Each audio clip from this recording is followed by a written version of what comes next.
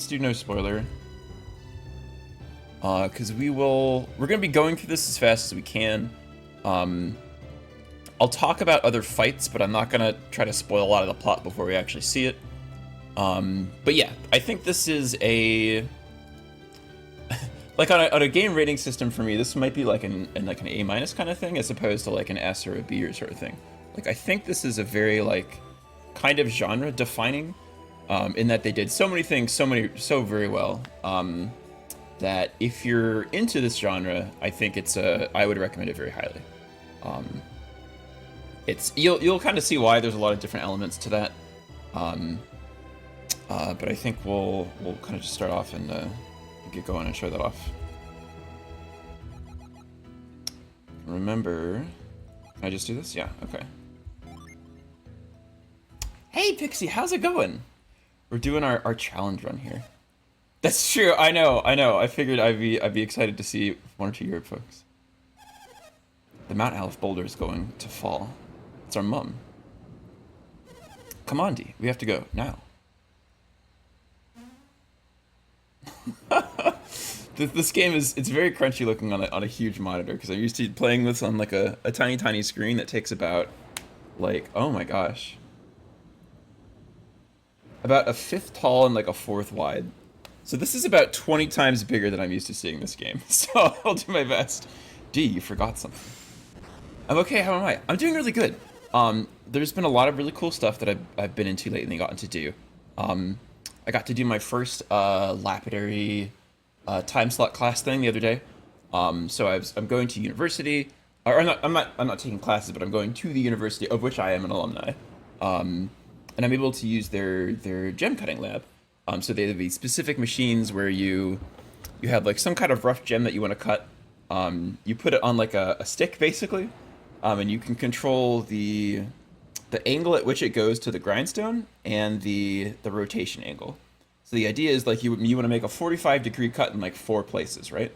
So you strap it on, you set the dial to 45 degrees, you cut once, you rotate it by you rotate it by 25%, cut again, 25%, cut again, etc., etc. So if you're trying to go through an entire diamond cut, which has like 30 facets or something like that, it takes quite a while, but it's very cool. It's not a JRPG unless it starts with you. It's true. You have to start out asleep. That's true. So that's been really cool. I've been doing a lot of good Steam art progress. I'm actually in the process of putting together the Steam page for the game I'm working on, which is very exciting. It's Fortune and Glory. Let's see. It's just been really nice out. We've gotten to do a lot of like paddleboarding stuff with wifey, and yeah, some really cool vacations are coming up that are actually looking like they're getting planned this year. So it's been really cool for me this recently. It's pouring outside. Don't go out without your tunic. We will be going out without our tunic. You got everything you need? Yes. This game has a lot of very silly yes and no questions that like affect absolutely nothing.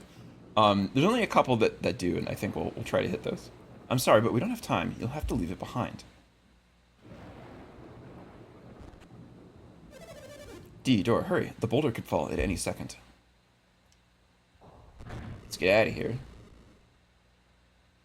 The fire went out as we leave our house. I think this is a good thing. You don't want to leave a fire in your home. It's bad practice. Kyle, will they be able to stop the boulder? He shakes his head. I don't think so. Not for long, anyway. You two go on ahead and take refuge in the plaza. Aren't you coming? I need to help evacuate the other villagers. Let me help you, Kyle. It's too dangerous, Dora. Please just take good care of Dee. Dee's old enough to get to the plaza on his own. You can find your way, can't you, Dee? Surely. You're a big boy. Why don't you go on your own? Oh, okay. So we're pressing the B button to keep hitting no, but she's just gonna wait for us to say yes. You know the way. Just go south to get to the plaza. Be careful. So now we've got control of our character. We can check out our stats. We go to the oops. We're level 1. We have our class is question mark. Our status is normal. We have not very much attack. We have 0 experience, and we don't really have a whole lot going for us. Normally we'll be able to see synergy, but if you go to our synergy page, we don't have any. So Synergy in this game is like the spell casting. So as we go about, we're going to get a couple of these large boulders that kind of come in. They block our path, and we have to find the specific one that the game wants us to take so that we kind of see a little bit more of the village and stuff. And we have to, of course, talk to our friend. D, what do you want? I'm trying to save my things. We just dumped my stuff. Hold on, let me just go check that the cats didn't, like, destroy something. Heard a very loud noise. Monsters. What are you doing?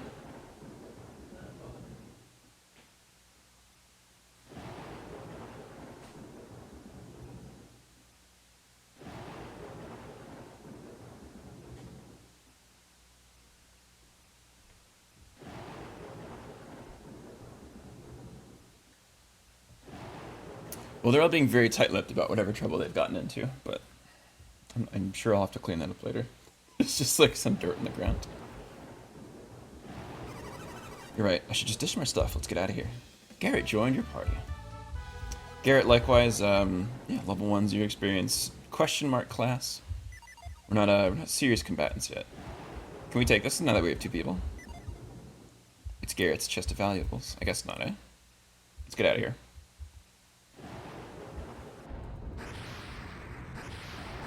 Oh, we get to see the boulder, huh?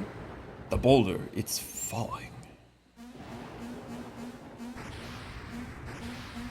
So I wonder, did they know that this was going to happen, or is there like another line of people? They seem to be very, very cognizant and like lined up for this, right? It's too heavy, we can't hold it for long. If our synergy runs out, Vale will be destroyed. We have to hold on until the villagers are safe. Uh-oh, it's us, he found us. Hurry boys, run, it's just a little further. Yikes. Come on, D. Run. The boulder's coming.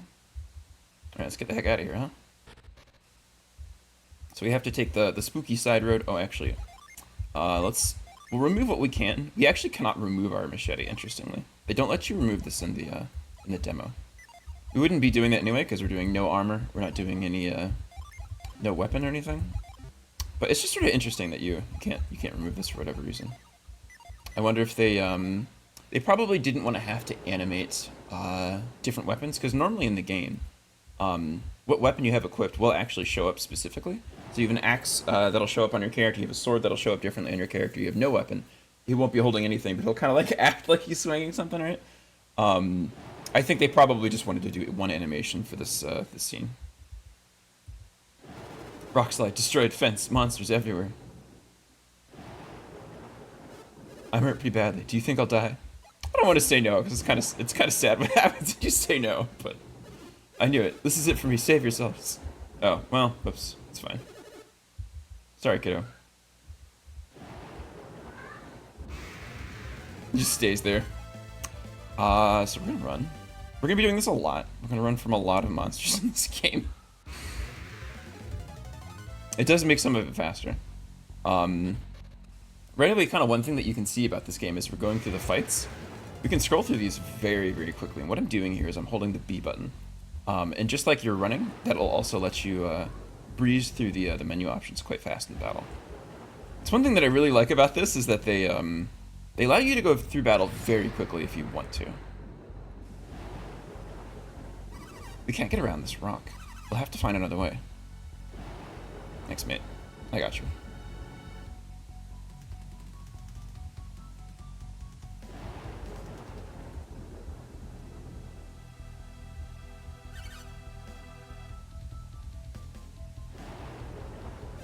Hang on, Felix.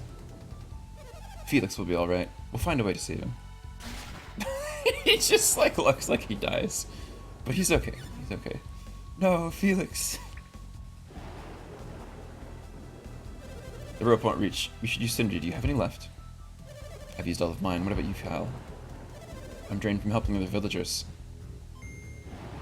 There's a Twitter blog that just collects all the you can't go this way parts in this game.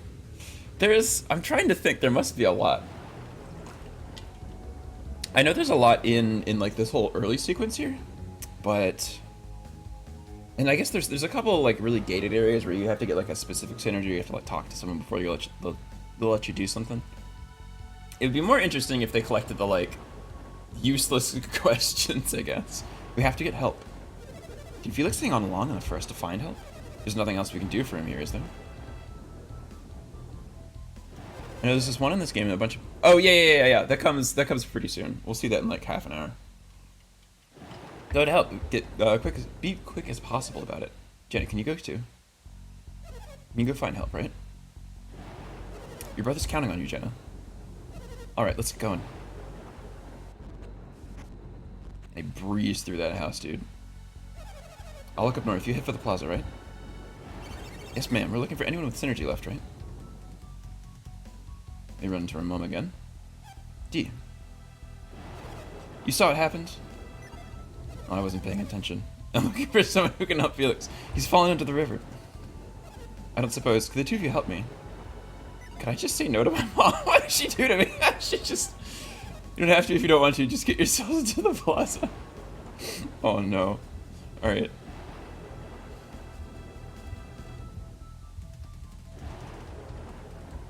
Can we go in there and talk to everybody?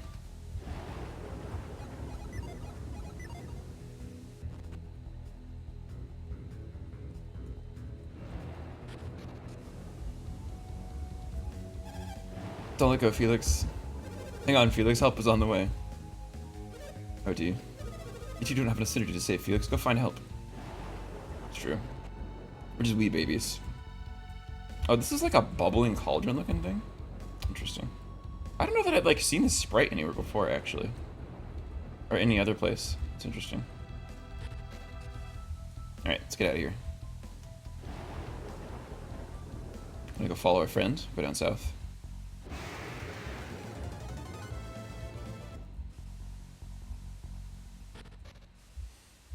There's a lot of pots that you can like check here for stuff. We'll do that when we're in the a bit later, I suppose.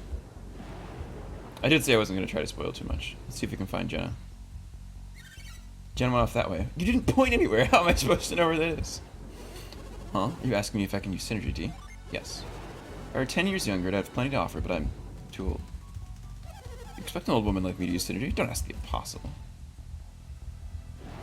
Oh, I'm exhausted. I used up all my synergy deflecting falling rocks. Alright. You know, there's a fix for that right over here, buddy, but it's okay. Go away the elder. The boulder's too heavy for them to hold much longer. I can't let the off boulder destroy our village. Let's go help the elders. We're counting on you. Grandpa, Jenna. Garrett, D, can you help me? Jenna told me about the Felix. Why are you here? No. Well, regardless, I just want you two to help Jenna. Great, I'm all charged up. How are you? Have you recovered your synergy? Enough to save Felix thanks to the synergy stone. Okay, Jenna, you heard. Now hurry back. The path may be blocked by falling rocks. You two can show them the way. We can do that, that's true. Thank you, D. Alright. I guess we can talk to the mayor. We're gonna race against time, you must hurry. What are you doing talking to me? Get out of here, kiddo. Little Felix is falling into the river. That must be why Jenna looks so upset. Hey, cat, this is not your drink. Excuse you.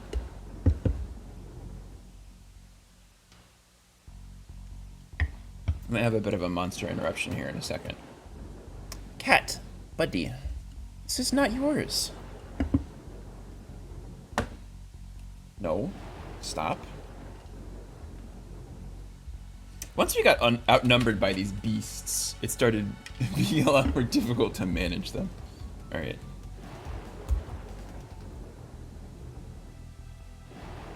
Run all the way back up. I'm gonna run along this section quite a bit, actually. Alright. Not as much cardio as we get through Bilibin, though, I suppose. Mom, Dad, we're back. Is that you, Jenna? I guess she didn't find anybody, eh? Yes, ma'am. Couldn't find anyone who could help. Did you? Or how did you do? You're just in time. Then my brother's still... Felix is alright. He's hanging in there. Come down here so we can save Felix.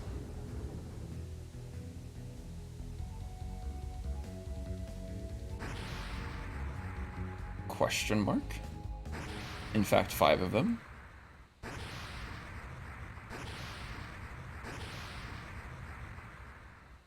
Oh no.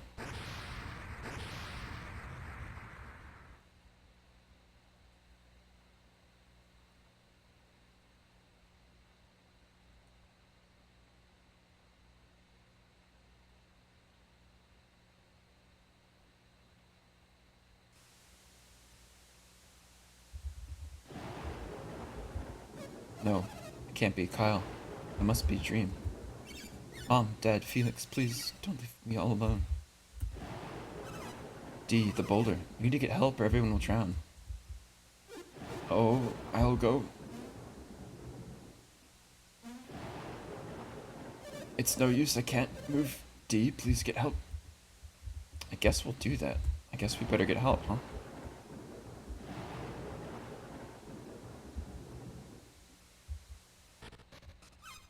D. I can't let him go alone. Time like these, we might have to stand together. What is he, like 10? Only the two of us survived.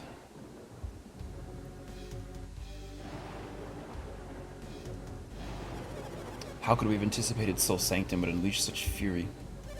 It's a miracle that even the two of us were spared. That switch, it must have been a trap. But to think it could conjure up a storm this powerful.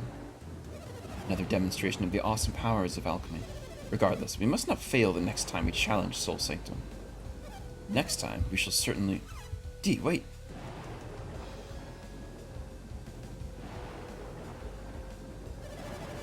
You were eavesdropping on us just now, weren't you? No? D? D, they look scary. Are you sure you should be talking to them? You must forget everything you heard. Don't worry, I'll help you forget. Alright, so this is our first fight. We won't actually be winning this one, of course. Couple things that an interesting note about the design of these two characters. So we'll not try and spoil too much, but you can see that they... a lot of this game, we have really like kind of only humans, and these are some of the characters that stand out the most that look slightly different. The portraits, they've got like kind of pointed ears. You can't really tell from the sprite work here that's based on their official art or anything. But they have like kind of like scales and ridges like a little bit. So there's an interesting design going on there. We'll try and run, because that's what we kind of do this entire game. But there's no escape. She casts Mad Blast and just destroys us instantly.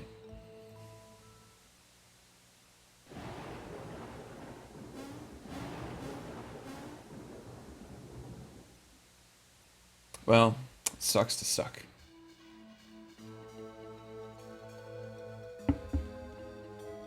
And we haven't seen it here, but this is the start screen of the game. 3 years later.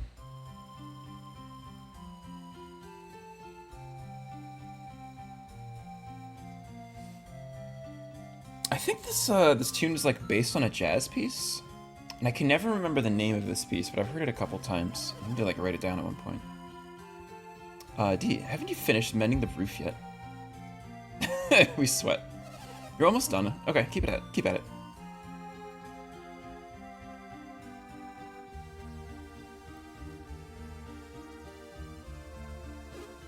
Yeah. He's still training Garrett.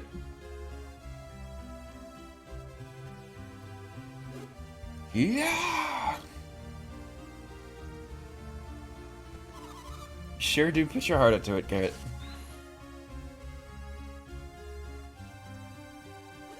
Oh, I'm just finishing up.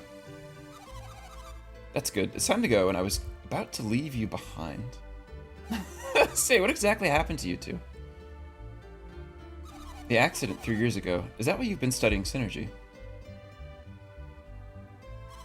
I appreciate your concern, but my family's never coming back, and neither is Dee's father. I just want to forget that day. I wish everyone would. That awful day. We went to get help, but they found us unconscious. Well, let's get Dee and the others to Creighton's. What, Garrett?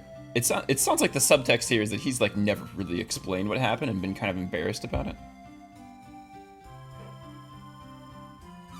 Huh? You were about to say something, weren't you?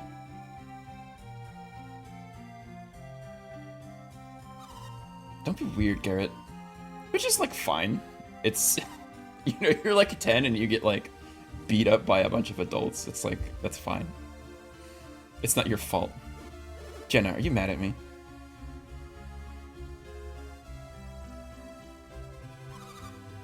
I don't want to talk about it.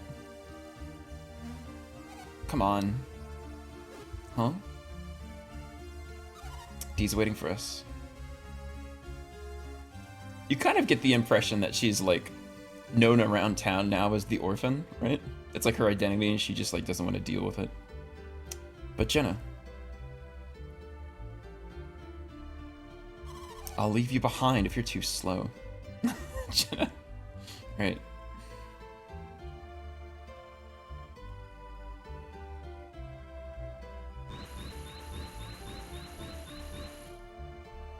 I don't know why we don't just, like, pick these up. It seems like much simpler than, like, using psychic powers to move them around, but I guess it's a demonstration of what we can do now.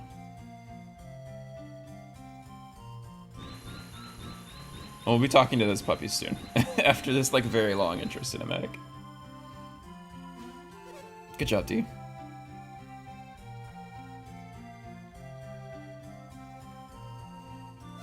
You patched it nicely. Alright, you're all done. You're very reliable, D, just like your father was. What is it, D? Do you still think about the accident? Of course not. I don't believe you. You and Garrett have been working yourselves to the bone studying synergy. Do you think things would have been different if you'd been stronger? I mean, not really. You were like 10. I wonder. I was devastated when Kyle died. I felt all alone. It's taken some time, but I'm better now. I still have you, D. You're almost 17. You're so much like Kyle was when he was young. I'm looking forward to seeing where life takes you.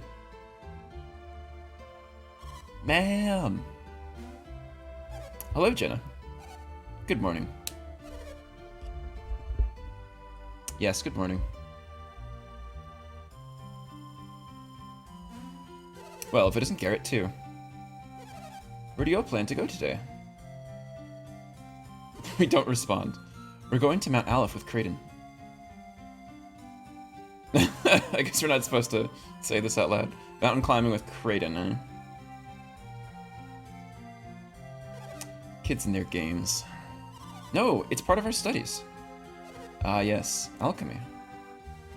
Alchemy is the foundation of all synergy, and you all know Mount Aleph is the greatest source of alchemy. They say Kraden is the best teacher around. Alchemy, I wonder what use it all is.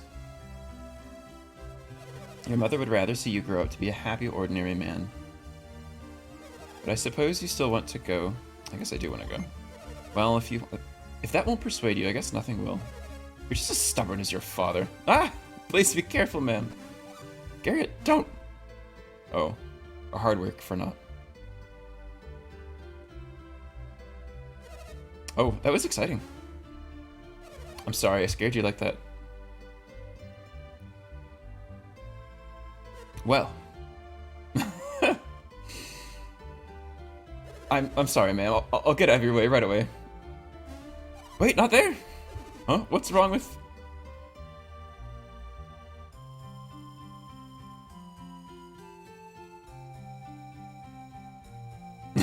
Shake my head. Oh, never mind.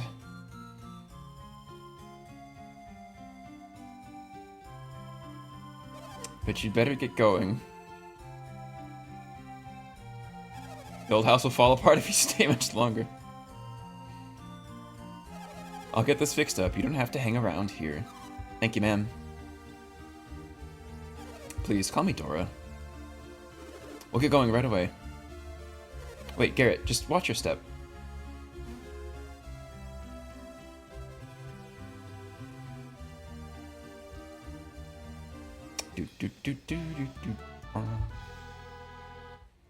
Alright, that was a long scripted section. Oh no, we're not done yet. Never mind, I forgot there's more. Alright, she nods at us. Great. Oh, I think we were actually... Yeah, we're actually drawn under here for a frame. Our head is like being drawn under her feet right now until we walk up like slightly more. It's sort of funny. Anyway, let's save. We've come very far. We've done a lot of things. We should save. We'll be doing that a lot. I told that clumsy Garrett would be all right, but what am I gonna do about this hole? All right. So we're gonna start actual gameplay here. So what we're doing, we have very few encounters that we're gonna be running through this whole game, right? The idea is that we're going through. We're not fighting any of the random battles. We're not getting the experience. We're not getting like the item drops. We're not getting the money. So we have to do like whatever dirty tricks we can to survive, basically. And that involves trying to get money, items any way we can, and making really good use of whatever options we have for gaining experience. And so as part of that, we will be checking every fucking barrel in this entire game, because I can't remember which has what. All of these have a scripted whether or not they have something. I just am not very familiar with what they do have. I know next door they have, I think, like a nut or vial or something like that. That will definitely be getting, but our house, I think, might have nothing. Search the bookcase. There's a book entitled The Legend of Mount Aleph. It says the mountain's name refers to the origin of all things. Check the jar, didn't find anything. I'm not going to read all of these, but there's just too many of them in this game. I'll get exhausted. As I said, I don't think there's anything in our house entirely at all, but I really like don't even want to miss like a herb. Like even like the smallest like recovery item we like might actually need. Search the bookcase. There's a book entitled Being an Adept. Hone your synergy. Do not use it for evil. Oh, it's a new chapter, so we've gotten new items, I think. Oh, interesting. Okay, so we've actually kept these. Jenna will get rid of her armor as well. Jen is our fastest character right now, and Dee is our only one who has recovery synergy, and Garrett goes slowest. So I think probably what we're going to do is we're going to give most of the healing recovery items to Jenna, because she moves quickly than anybody else, I think. We'll make sure that everybody else has at least one. But Dee is going to be doing most of our healing for now, and then Jenna will do some of it if we really get into like a huge bind, but like I don't expect that to happen. So Creighton came to Vale to study at Mount Aleph, right? He said he was studying Mount Aleph and alchemy the like. What happens if we say no, actually? But I thought, well, whatever. If he furthers the wisdom of the sages, it will be quite a feat. Yeah, Creighton is a scholar who's an out-of-towner. So some people trust him a little bit less, but I think he's been here long enough that people treat him as a native now. If there are visitors in town, they can't use our synergy. Oh, we can't use our synergy. The ancient laws say the secret of synergy can never be revealed. So we did get some money from here, which is nice. We'll probably need that. That Aleph looks beautiful today. Oh, it's so peaceful. And there's some puppies.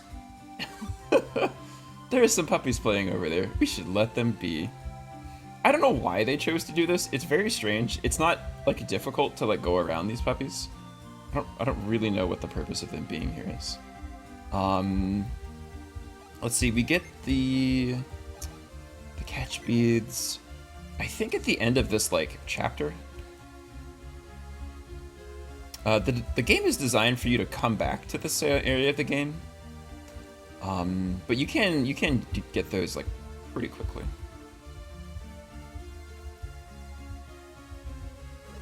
This place looks just like it did 3 years ago after the storm. Why haven't we cleaned this up at all? Like, somebody could have lived here.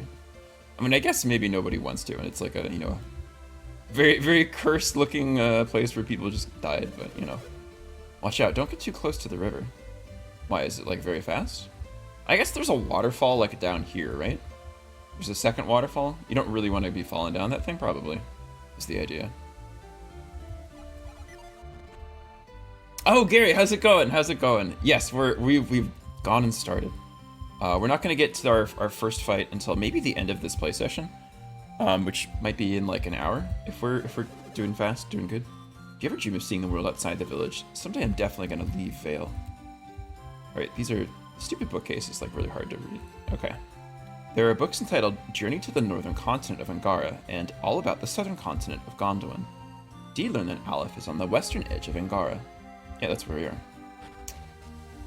Let's see. I'm gonna rob this house like all the other ones. An antidote. We probably won't need that, but we might. Sometimes we get poisoned. There's a notebook belonging to Jenna's aunt. It contains sketches Jenna's aunt and mother drew as children. Do check the wooden box, but you find nothing. Alright. I hope you two won't be taking Jenna outside the village with you. What? Who said we were going to do that? My granddaughter Jenna is finally happy again. I have you and Garrett to thank for that, Dee. Jenna is the spitting image of her mother whom we lost that day. I just want Jenna to be happy. I assume that's her aunt here. Alright. Let's see, we're gonna go south. There's a couple things that we can pilfer from the bottom two areas here. And then we'll continue with the main part of the game.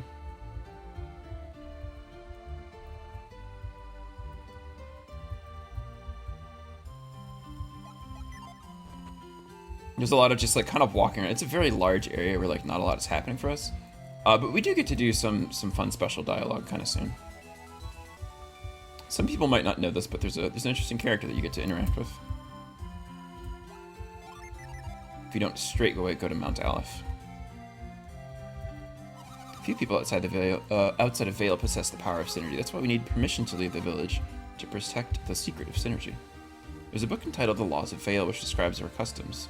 Get permission to leave the village, never show your synergy to outsiders. I think we've kind of gotten that gist, but it's nice that it shows up in several locations, so it's like, oh, you can't go in here? Okay. So it's not easy to miss that information, I guess. Definitely when you're designing dialogue in games, there's a lot of... it's nice to have some kind of redundancy, because you never know like what people are going to encounter first. You never know if people are going to encounter something at all. So kind of the more places it shows up, the easier it is to get that idea across. There's a book entitled The Mighty Power of Nature. The power beyond human understanding can be seen in volcanic eruptions and great floods.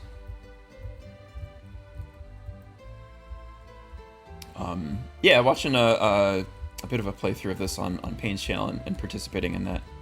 And there's a lot of this section that we kind of just skipped over, which is totally fine.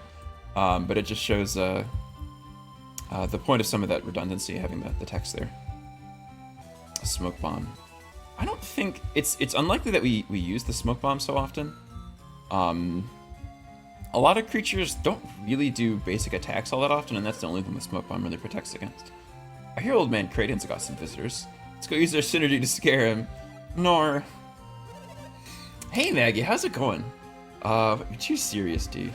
Only someone who has synergy would figure it out. So we're doing a challenge run. We have exclamation mark run over here. And the idea here is we're doing like a high difficulty version of this game. There's a book entitled The Synergy Stone. Synergy is replenished by touching a Synergy Stone. We'll be doing that definitely a couple times. The first time might be in Mercury Lighthouse, which is a big one. Which we actually do that in a weird order, which will be kind of funny. If your synergy runs low, just walk around. You'll recover it slowly. And this is one of the things that I think this game does like extremely well. Like it's such a basic thing, but like this game has a lot of like very, very basic things that are really good quality of life features for a JRPG. So one thing is that, yeah, as he says, if your synergy runs low, just walk around, you'll recover it. A lot of games, like when you're out of your magic power, you literally have to just go back to your inn, you have to use some kind of recovery item, and you'll just never see it again. You do recover like fairly slowly in this game, but as we'll demonstrate once we get to the first dungeon, it's enough that you can like kind of keep yourself healed up if you're not really taking any other sorts of damage. Other sorts of quality of life features that we've already seen is when you get into a battle, you can hold the B button and you'll scroll through the text like very, very quickly. If you're holding the B button while you're doing a spell or like some kind of fancy animation, it'll play like much, much faster, especially if it's a summon. It'll play at like 8 times speed and like skip segments. So if you've like already seen the long drawn out thing, you don't have to view it like 100 times. You can go by very quickly and kind of just get to like the meat and potatoes of the actual like menu-based combat, right? We also separately have our own inventories, which makes this like kind of interesting. When you're preparing for a boss or a dungeon or whatever, you kind of have to think about exactly where you want to have all the different items balanced. Right now we have our Jenna, who's our fastest character. I think that's true, right? She has 15 agility versus the 13 and the 7. She has most of our healing items because she's not able to cast any healing spells, right? If we go to her synergy, we can see that she just has Flare, which is a damage spell. We ourselves, D, we have a cure spell as our only combat synergy. So we're gonna be the primary healer for like most of the start of the game here. But just the fact that people have like separate item blocks really means that you have to think about like where things are put and like make conscious decisions. It's just very interesting. They did some really cool stuff. Yeah. This is 2001, and the sequel came out in 2002. As a little kid, that felt like 3 years because I was so excited for the sequel. I think it was longer than a year between the two of them. Like I think one came out like kind of early and the other kind of late in the year, but yeah, this is like one of my favoriteest games from being a kid. You had a very difficult time 3 years ago, didn't you? Nor. You're strong, lad, D, but you were able to deal with it. Just as I couldn't bear. Oh, but I just couldn't bear seeing Jenna like that. Yeah, it's interesting that she's overdrawn here a little bit. I'm just gonna be making a lot of dumb comments like this, but you can see she's drawn on top of our face here. I'm not exactly sure how the draw over works, but when we're like fairly low too, you can also see that people are drawn on top. I'm like really curious how this algorithm works in the code because they don't always get it right. It's sort of very strange how it chooses to do that. I'm not really sure what the algorithm is there. The Valians are a chosen people. Our power of synergy is proof of that.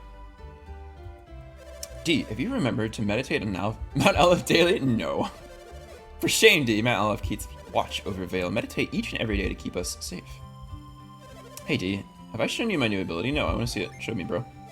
Really? Well, here's a little sample for you. Oh, you just like shake. Wow. I wonder if we can learn to do that. Behold, the power of synergy. Ah, impressive, isn't it? So this is the synergy stone that we were talking about earlier. We aren't going to be able to show this like working, I think. Oh, maybe we can. I think we can waste some ability here, right? Okay, so we've just used that. You can kind of see that does recover if we're moving around a little bit. I don't know if it recovers if you're moving around in a town. I think you have to be moving around in a dungeon or dungeon-like area, or the world map. The distinction there being that like, hey, Mark Koza, how's it going? Oh my gosh, oh, that's so exciting. Oh, that looks really cool. Oh, I'm glad that worked out. That's so fun. Good morning, good morning. So the three places that you can run around and be recovering is if you're on the world map, which you can be jumped on by monsters, if you're within a dungeon, which you can also be jumped on by monsters, or if you're in a dungeon that's a puzzle room. And this is another thing that this game does as a really nice quality of life feature, is that certain rooms that are very puzzle intensive, you actually just don't fight random battles. They just don't show up. Like you just have time to go around and like fiddle with all the dials and contraptions and all that stuff. Like there's just so many like little things in this game that they did very polished for like a JRPG implementation.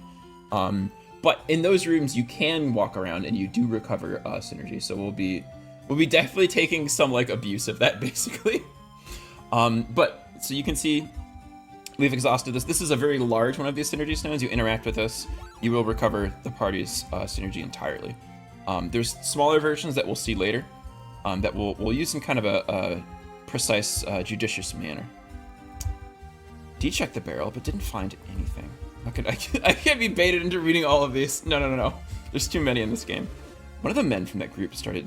one of the men from that group staying here wore a mask covering his face. I guess he was trying to cover up some scars or something.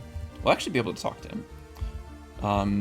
Which is something you can like entirely miss, but it's sort of a cute little interaction that we'll see what's going on with that later.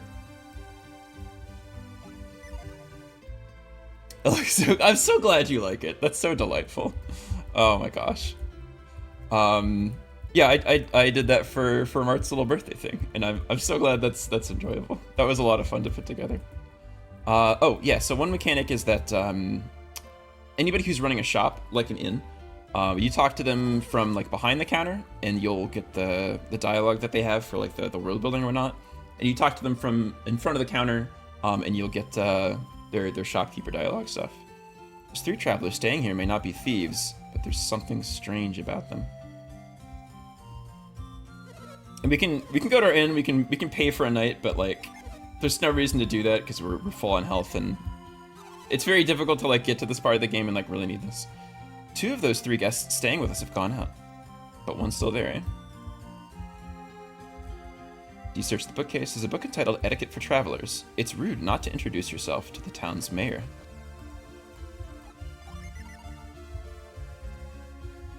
And some people know this character, but hey, boy. Do you have business with me? We'll say yes. It's too bad because I have no business with you. Be off. All right, well. Very, very rude character apparently. But he's got some comrades in town somewhere that I guess we'll encounter, or not.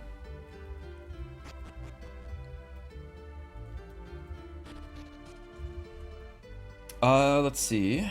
We can go to our nice armor and weapon shop. The first fight of the game will... Yeah. Okay.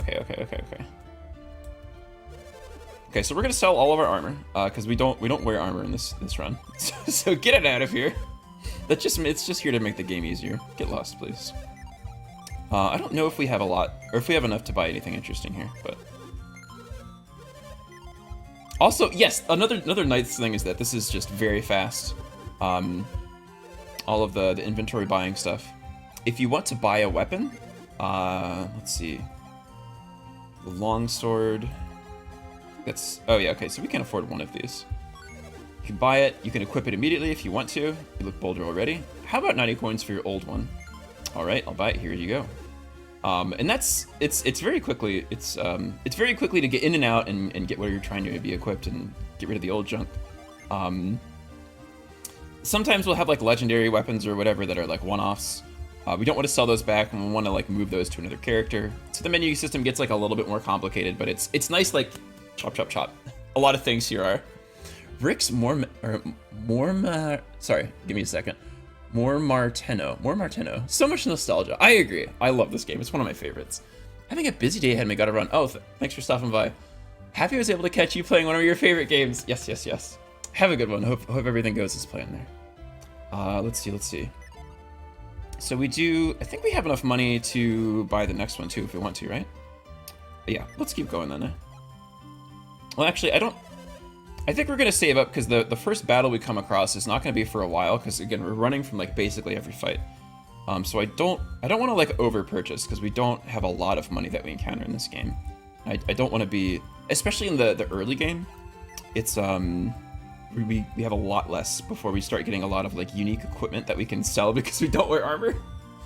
The early and mid-game, we're very poor. We probably do want to buy a couple of herbs, though. You have just the gear I need. We can wait to make that decision, though, because, again, our first fight isn't for, like, a little bit. Not for... A wise man knows to flee from battle when he's injured. We're going to do it a lot sooner than that. Didn't find anything. I don't know if any of these barrels have anything, but we're going to check them all anyway.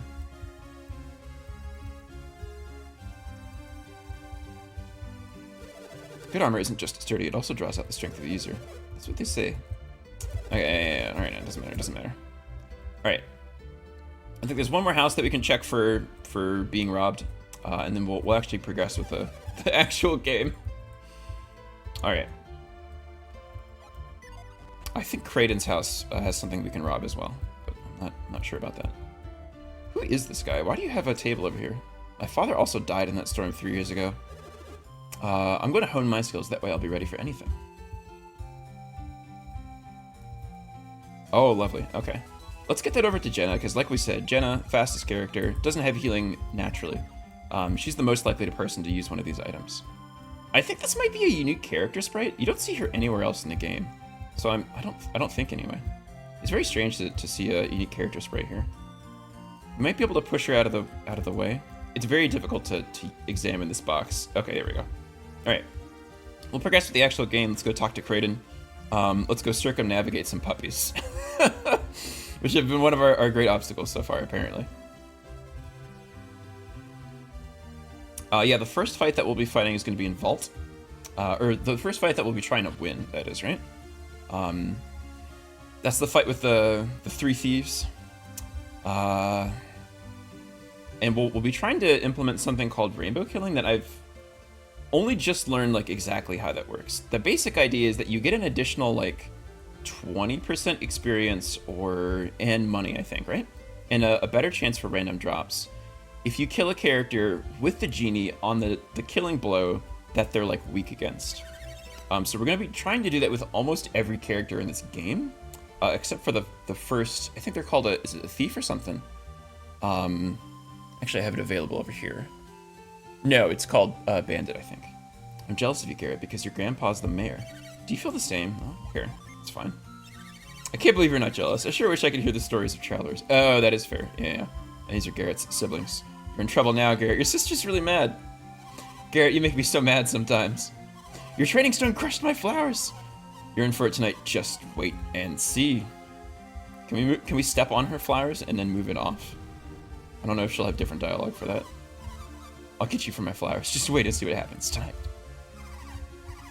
No. Okay, let's get out of here. Vale stays pristine because of Mount Alice's purity. Take that purity and make... Alright, I don't like this person. She's got some bad ideas, I bet. Do you need to go past here? You mustn't go beyond Kraden's cottage. There are monsters out. Oh, everywhere out there. Okay. They seem to know little of Soul Sanctum's mysteries. Oh, so these are the people that almost murdered us when we were 10 or something? The Elders of Vale must not permit anyone to enter it, not even Kraden. Kraden, can we use him? His knowledge is no meager thing. We can use him. But he's more stubborn than we expected. And cunning, too. Cunning beyond measure. I don't know if that's true. If he won't go willingly, then we can always...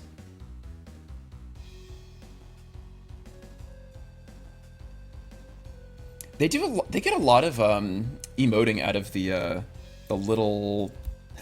The small emotes, like the bouncing the characters to have them changing, looking different directions, the small little emoticons. It's a clever way to like not have to make a lot of art assets, but able to be very versatile in like the storytelling. Let's say you're going at a friend's house for board game night. What do you bring? We do have a good amount of board games at the moment. It depends how many people there are, right? That's kind of the big question. A lot of board games are made specifically for like 4 people exactly, and that they try to accommodate less, but they like aren't really balanced for it, right? And then there's some games that are really made for like 6, 7 plus, right? 7 to 10. Okay, that's an interesting ask. 7 to 10 makes me think that I don't know exactly how many people are there, so I want a game that scales kind of arbitrarily well. A really good one is Anomia for this purpose. Let me get this out. It's even a good game to play with like one's parents. It's very easy to pick up, but it's like, I'm not gonna say it's deep, but it's fun. You instantly know how to play. Wait, oh dang it. It's named after a disease, so it's like, or kind of. Anomia board game. There we go. I didn't realize that was like a proper name of something. This is what I would recommend. Yeah, the idea is that you put down 2 cards that have a symbol and a category on them, right? So it might be like an actor and a novel genre or something, right? So the first person has to say the other person's card to get it into their bank, right? So if I have the actor card, I have to look across and see that my opponent here has picked, what did I say, a genre, a literary genre? So I have to say like mystery or horror or science fiction before they say, like totally, Tim Curry or, you know, any actor name, right? And so everybody will have these cards, they draw one on their turn, it has a symbol that's associated with it. And you only have to do this matchup when the symbol matches.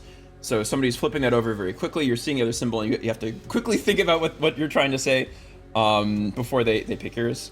And once yours is taken, the other one underneath it might now match somebody else's, because it didn't match it earlier, but they had drawn it while you had something on top. So it can kind of explode into this bouncing around the room and kind of cascading. It's really engaging. It's really good gameplay. Scales for an arbitrary number of people. Anybody can learn to play it. It's really good. Probably gonna bring some chips. It sounds like something I'd want to bring. Oh, okay. Well, that's fair. I would think too much about the game itself and not about like the food. But that's maybe a much better answer. I like that.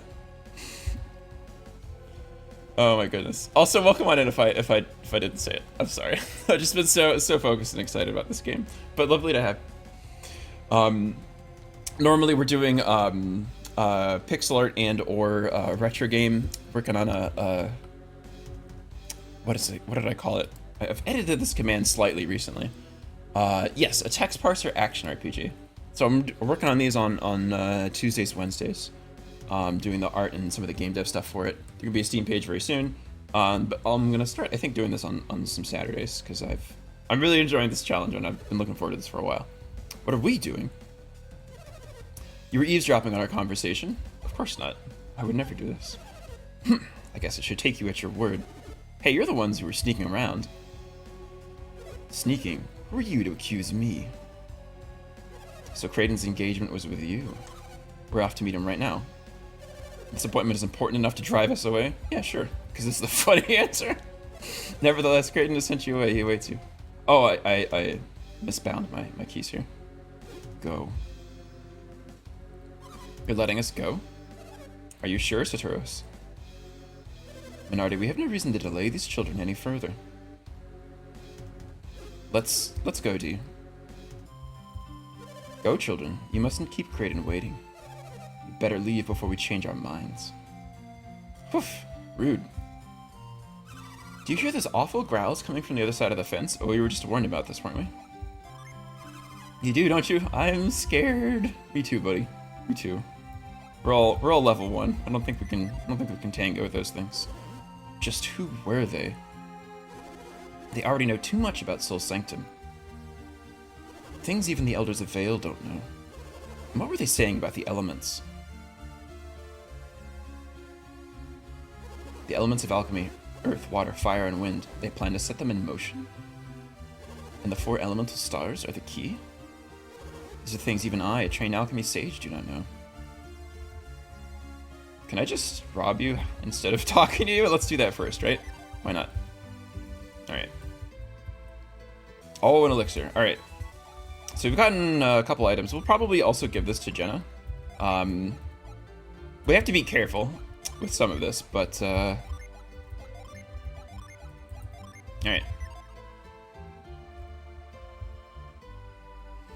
Oh, D. You look like something's bothering you. Me? Well...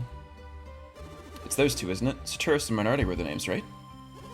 Are they still out there? They're very persistent. Did they want something from you, Kraden? That seems to be the case. Seems to be.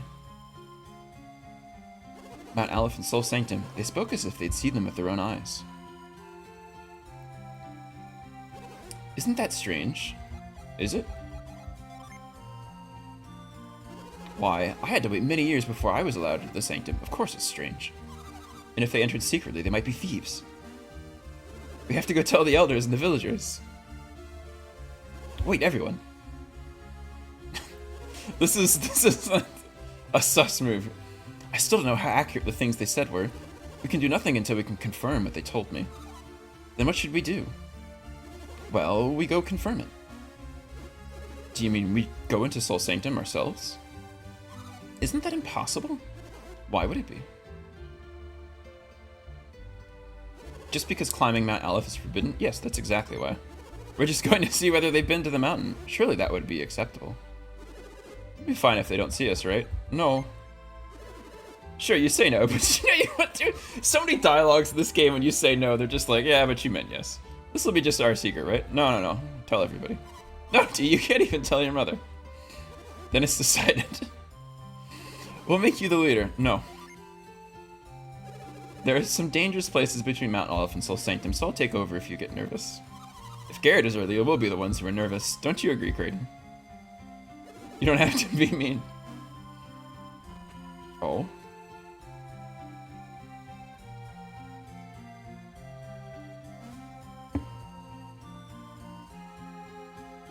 This is our best bet. Alright, let's go. Wahoo! Kraden did not join our party because he is not committing violence with us, but he'll hang out with us. Search the bookcase. There's a book entitled Encyclopedia of Alchemy. All things are composed of the 4 elements, earth, water, fire, and wind. There's a book entitled The Fountain of Tolby. The Fountain of Tolby will test your luck. Not to spoil too much, but I think that's where Kraden is originally from. He's a visiting scholar from a more populated area down south. Search the bookcase. There's a book entitled In Search of the Ancient Lemurians. Search the bookcase. Study of alchemy. In order to understand alchemy, one must understand the elemental powers. That's where the script ends. It's like the whole book. Alright, well, I can see why he was able to fit so many if that's how short they are, right? They don't appear to contain anything novel. Does your house have nothing, sir? Nothing at all. Alright, well, let's get out of here. Yeah, Creighton is, interesting fellow. It seems like he's been waiting for just such an excuse to explore this area that he's been off limits to. But is also, like, expressly the purpose, I think, why he has chosen to live here in the first place. Synergy is a power that should only be used for good, never for evil. The wielders of synergy are called adepts. Adepts are messengers of good, never forget that. Our synergy was given to us by the sacred power of Mount Aleph. Synergy is what grants the wishes of the chosen. Interesting. Well, sounds very, I don't know. Holier than thou, eh? You're not planning on sneaking up to Mount Aleph, are you? Yeah, I am. It's a secret peak. No one can climb it without permission. Well, what if I just go anyway? It's fine then, right? And we get some jams, man. Alright, can we open this door? Thank you, yes.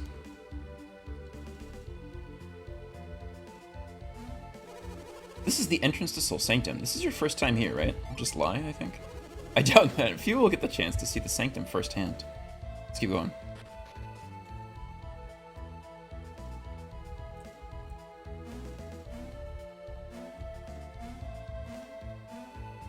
So as we go, we can always jump over things that are one tile wide. So they have a lot of like navigation, quote-unquote, puzzles that are sort of solved that way. Of course, we're going to run from every fight in here. And we're going to need to start saving a lot more frequently. Because dying in this game has a very big penalty associated with it. In fact, I'll save right now.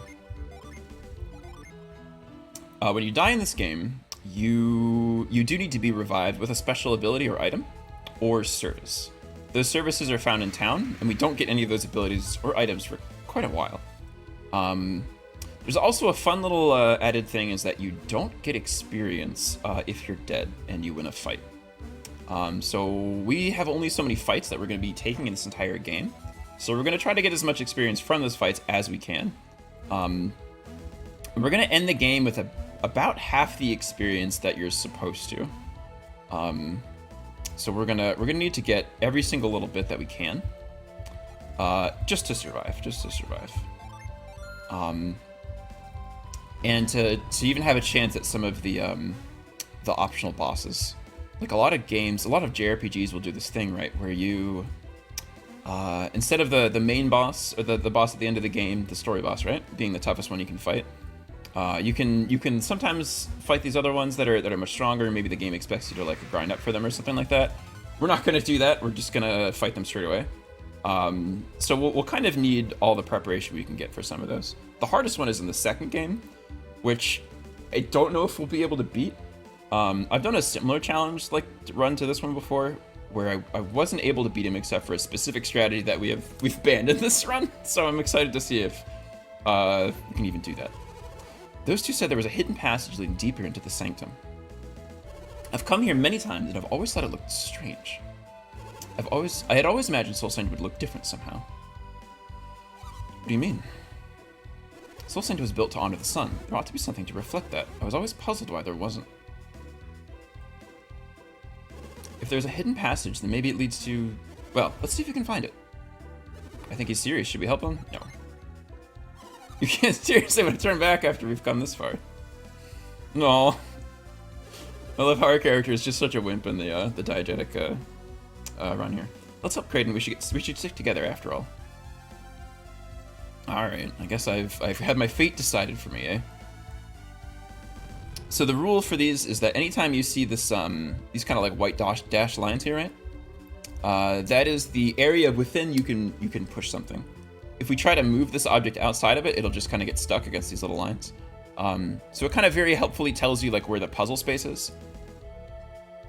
Additionally, if there's like a pit that exists within those, that's an area that you can push a block into that it'll fall down into and stay there for like the rest of the game, right? it sets a flag that even if you like enter that area again, if you leave and come back, it'll still be there. Actually, don't remember where we're supposed to go. I've run a little bit of this, and I've routed some of this early part of the game. When we do episode 2 of this, we're gonna have some very interesting routing. Okay.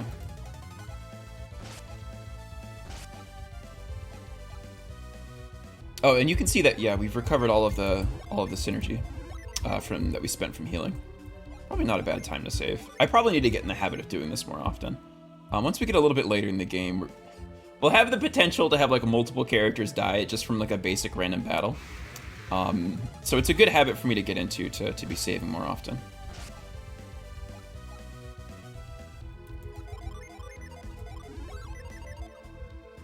So we have given a lot of recovering items to Jenna. Hopefully she doesn't actually need to use them. If we get stuck in a place where we're taking tons of damage, we need to be able to have Dee defend in the fight so Jenna can heal him. We might use a herb from her. But we're going to try to do that as little as possible. Actually, I think we have to go over here. Getting a little bit turned around, honestly. Okay. Yeah, there we go. All right, let's get out of here.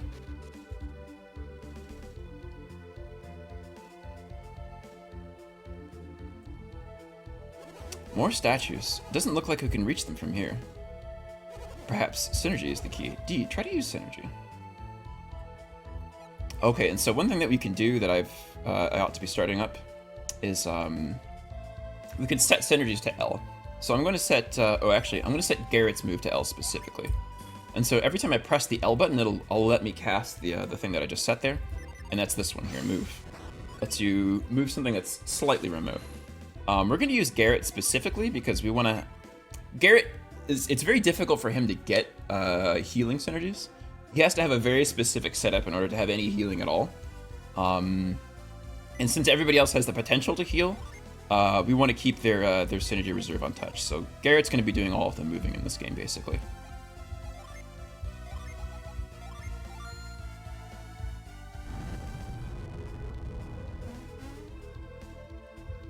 You hear the sound of shifting stone.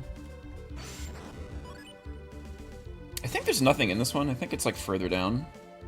Yeah, I think there's nothing in here. Okay. I think we need to go to this one, maybe? Maybe it's the last one. Yeah, okay.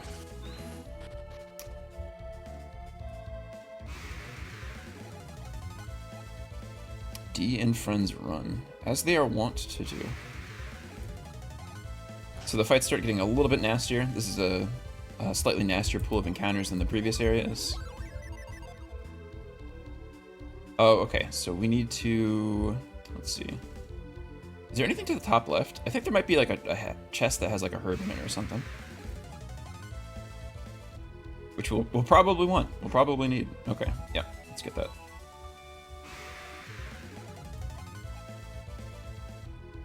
So this area is coded a little bit differently than a lot of the rest of the game. Even though this is a single map zone, once we get up here, we enter a puzzle zone in the dungeon, where we won't get random encounters. Clearly, this is the mark of the sun, the heart of Soul Sanctum. It's just as I'd imagined, which means those two were telling the truth. But what if what they said was true, then that means they must have been... They were thieves. They came to rob the sanctum. Let's hurry back and tell the village and everybody. Here goes Kraden trying to manipulate us children, huh? Kraden, what's the matter? I really like that his sprite, as part of its little anti-aliasing, it actually has these like these cyan pixels on the top there. Help give a little bit more color there. We were so close, or we are so close, right? Close to what? We've come all this way to the heart of Soul Sanctum to turn our backs and leave. There's something wrong with that? Soul Sanctum holds the origins of alchemy. It would be a waste to... What do you think? Shall we go a little further? No, we should run away. Then you can all go back to the village without me. That sounds very dangerous for you, kiddo. If you put it that way, we don't have much choice. I'm with Creighton. I want to look inside. Oh, the heart emoji, I love. Really? We'll just go a bit further. Good. It's decided. We'll move ahead. There's not really a whole lot we can do and interact with, but we can head to this other room that's very pretty. It's got these sort of glowing things going on here. What is this room? There's a moon in the center, a picture of Luna. This must symbolize night. These rooms must be connected. No, it seems unreasonable. But a room for Luna and one for Sol, it can't be a mere coincidence. What does it all mean? Will you look further at the passage? No. Then just wait here. What does he have to say? Just wait over there. I see, I see. Well, we will in fact go further up the passage, because there's not a whole lot to do else.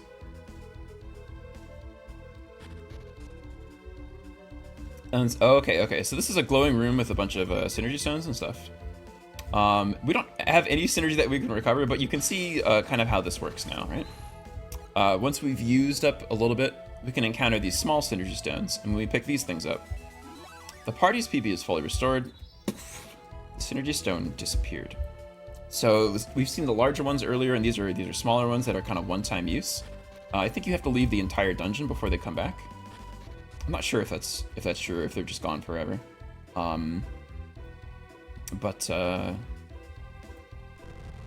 Yeah, you want to be sure about the timing of when you use these, especially in this run.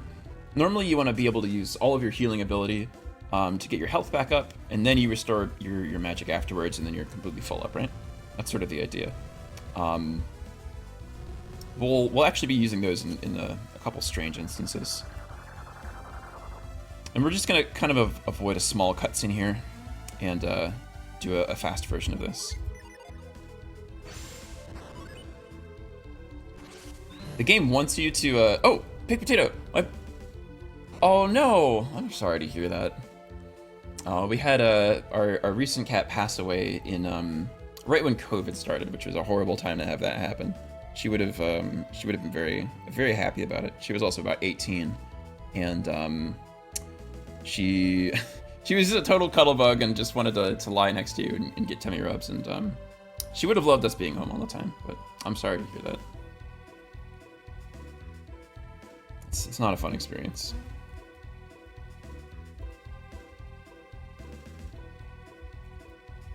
Okay, so we've done one of these.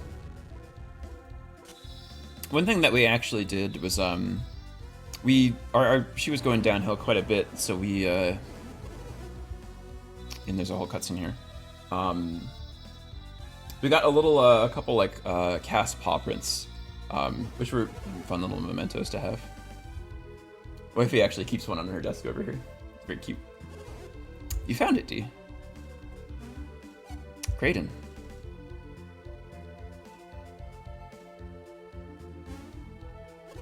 Excellent work, D. Where did that hole come from? What? You've never been up here. How do you know there was a hole up here? When D moved the statues, 2 beams of light shot out from them, and then this hole appeared on the floor. And D dropped the statue in after that. Good work, everyone.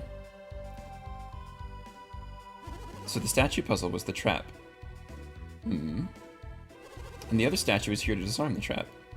There's no explanation for this. But if you do push one of these first, you'll start to see some like lightning bolts that start happening, and presumably this is the trap that Saturas and Minority triggered when they went here 3 years ago, that unleashed the Mount Aleph boulder that destroyed a bunch of houses and killed people. Now that you've disarmed it, we should be alright. We'll observe it from the Luna room where it's safe. You handle the rest. Oh, they also state that whatever trap that they triggered killed the rest of their party except for them.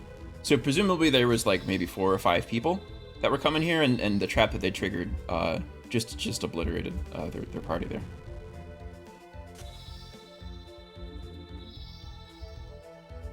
We never learned anything else about that party.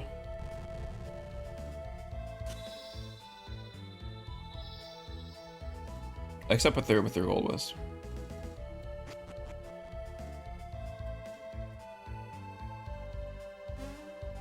Look, D, the picture of Luna changed to Sol. But other than that, nothing is different. Strange. They went to the trouble of putting a trap here, and this is all that happens? Somewhere, something else must have changed. We'll find it. It's not that hard to find. Look, the symbol on the floor changed from Sol to Luna. Surely there must be something in this room. We have to interact with this wall, but before we do that, we're going to we're going to strip some resources, because we don't get this carrot. We don't see her for a bit.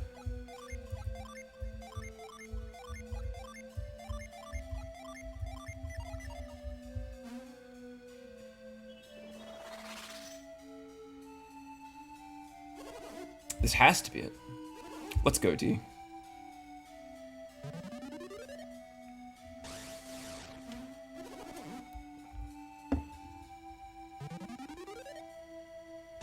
Hopefully we'll be doing no other significant spoilers other than that, basically. Boop.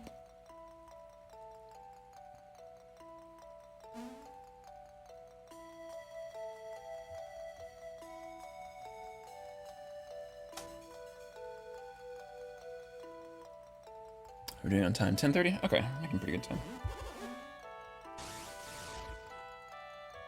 Shipping Jenna.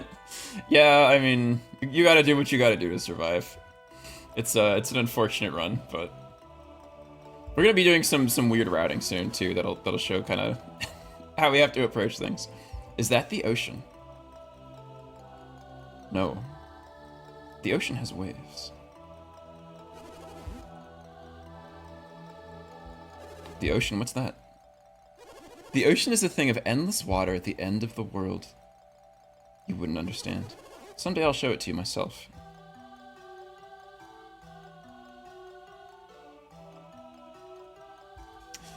Searing Blizzard, let me do the command here. But what we're doing here is we're trying to do a pretty hard challenge run. We'll be ending the game at about half the level. We won't be using armor, we won't be using summons. So we'll be selling everything that we can get for weapon money, basically. The elemental stars. They really exist. The elemental stars exist. You taught us about those. The elementals are the foundation of all matter. Stones, wood, even us. All things are made of those 4 elements. Did I get it right? No. We're also saying no to everything because it's quite fun. No, D. Garrett's quite correct. As I've told you many times, the elements are the source of all matter. Earth, fire. Yeah. Earth, water, wind, and fire. I can't even do this correctly. Earth, water, fire, and wind. There we go. These are the 4 elements. Legend holds that the 4 elemental stars contain the purified essence of each element, and now those legendary stones are before us. Kraden's basically manipulated us just so he can check out this field trip of his here. The Venus star, the elemental stone of Earth. Boing boing.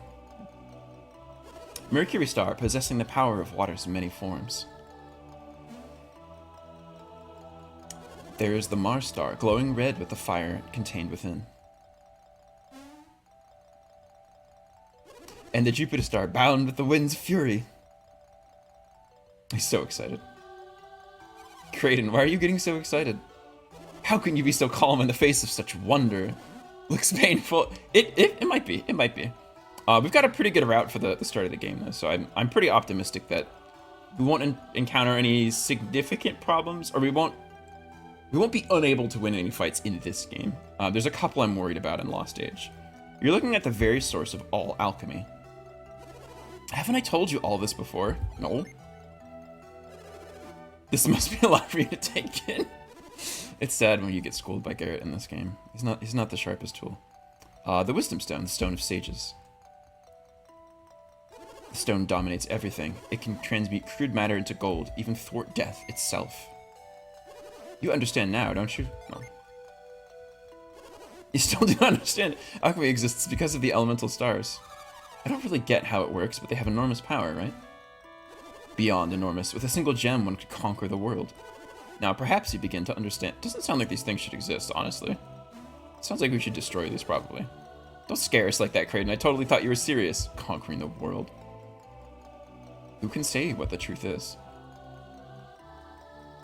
This character is very untrustworthy. Doesn't seem like we kids should be around him. That's why I've been searching for the elemental stars. I seek to learn the truth about these stones. Now they lie before me. Whoa.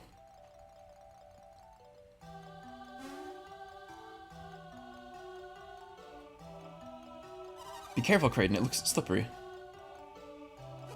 But I must examine the elemental stars. I don't think you need to do that. Make the boys do it. Oh, man. Oh, I couldn't ask, would you mind? No, I'm not gonna do that. That betrays, like, all of our laws, I think, right? You'd be glad to get the stone, wouldn't you? No. Don't make me ask you again, won't you please do it? No. Don't make me ask you again, won't you please? Okay, well, alright. We're just gonna do this for eternity otherwise, so thank you. I actually really like how they did the sprite work of her eyes in this portrait. They're only using like like 6 pixels for them, but it comes across very, very effectively.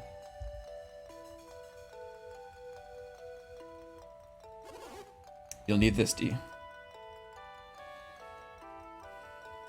You brought those from the cottage, right, Kraden? What are those bags? They're made of woven threads of mithril. I prepared them for just such an occasion.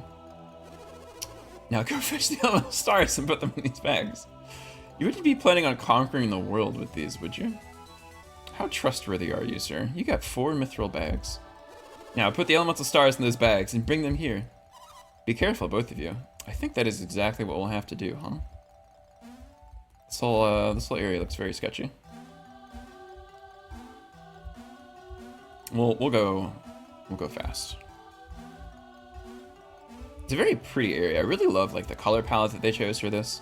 The greens and purple, they feel like this very like kind of unearthly vibe to them, eh?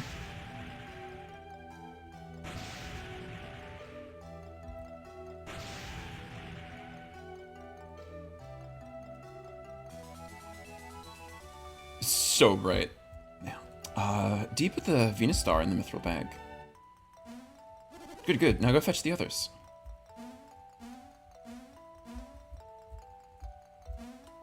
We do have to collect these in a very specific order. The pillars that erupt out of the sea here, they determine a very specific order that we have to collect these in. Which will be kind of funny in just a second, but... Now there's one at the bottom left that we can get going to.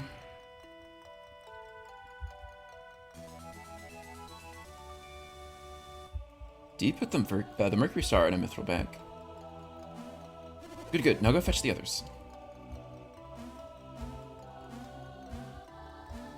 And I think we can look at these in our inventory, but there's not a lot the game will tell us about them. They do have a very pretty sprite, though. But other than that, it's an important item. That's all we know. The details section, I think, is more for like what it does to your stats and or in combat.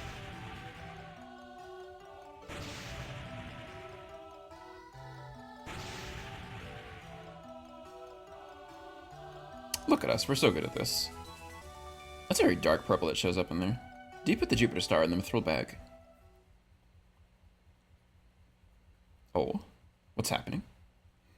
It seems a little harsh just thinking at how, and not including the prologue, we start with an accidental protagonist. Token throwaway. Yeah, I mean, it's a little, I don't know, it's a little rough. It's not like the other characters' personalities stand out so much, but it looks like they've spotted us. I thought we'd be safe until they'd gotten all the elemental stars. I will say that I think the protagonists in the second game are a little more interesting, but you must mean to steal the elemental stars. Master Kraden, are you calling us thieves? As I recall, aren't you the one who stole our information? And broke and entered into the sanctum, no less. It's just trying to, I mean, he's like trying to rob all of these treasures too, so it's like, who really has the leg to stand on here, eh? What will you do with us once you've got the elemental stars? I'm sure they'll do us in once they no longer need us. Something that's interesting about the text here is that the way that they've done the drop shadow is just like a copy and paste of the text and like move down 1 pixel and to the right 1 pixel. So you'll see there's a couple areas where like if you look at the T and the I, there's like a blue pixel that comes in right underneath the text there. It makes it, I don't know if that makes it like harder to read. I have to kind of see the two next to them, but it seems like a strange choice not to just fill all of those in. Relax, you will not be hurt. Like I wonder if they're actually rendering the text twice. If there's like 2 different text objects that are drawn on top of each other. That was our agreement, was it not? That all depends on how well they cooperate. they'll be safe as long as they hand over this elemental stars. Isn't that enough? You heard us. You wish to save your friends and then give us the elemental stars. Oh, if you wish to save our friends, then give us. Do you accept our terms? No. Very good, you must not give them the elemental stars. Why would you deny us? Don't you want your friends to be safe? What guarantee do we have that, what guarantee do we have once we've given you the elemental stars? Guarantee? Ah, I have one. You will have to remove your mask. And this is the character we saw in the inn from earlier, right? That means... Ah, of course, a fine idea. He will be our guarantee. Oh! Oh, hello, Sneaky Renee. How's it going? Welcome on in, folks. We're playing ourselves some Golden Sun. Armies. Love it, love it. Let me shout you out real quick, eh? Sneaky Renee has been going through Final Fantasy VI. And he's on the affiliate grind. So if you have the opportunity to stop by, drop some lurks over there, it's much greatly appreciated. Yes, welcome on in. We're doing our Golden Sun Challenge Run that we've started. That's exclamation mark run here. If you've seen this game before, we'll be playing it at a much lower level, with much more difficult battles. We're not fighting any random battles, so we're not getting any XP, so we'll be very underleveled. We're not using armor, so we'll get one hit killed a lot faster. We're not using summons, which are a special ability that we haven't seen yet, but they're very important in making the game easier. Under the circumstances, we have little choice. Felix, remove your mask. What did he say, D? This is a bit of a dramatic reveal for people who are coming in. This is a friend of ours that we thought died. But it sounds like he's not only alive, but he's like kind of betraying his village, so we'll sort of see what's happening here, huh? That's what I heard. Felix? It can't be. That day at the boulder, we saw him die, didn't we? We searched for weeks, we still couldn't find him. What's wrong, Felix? Don't you want them to feel safe? Felix, wasn't that the name of your brother? But that accident, my brother, I'll do it. I'll take off my mask.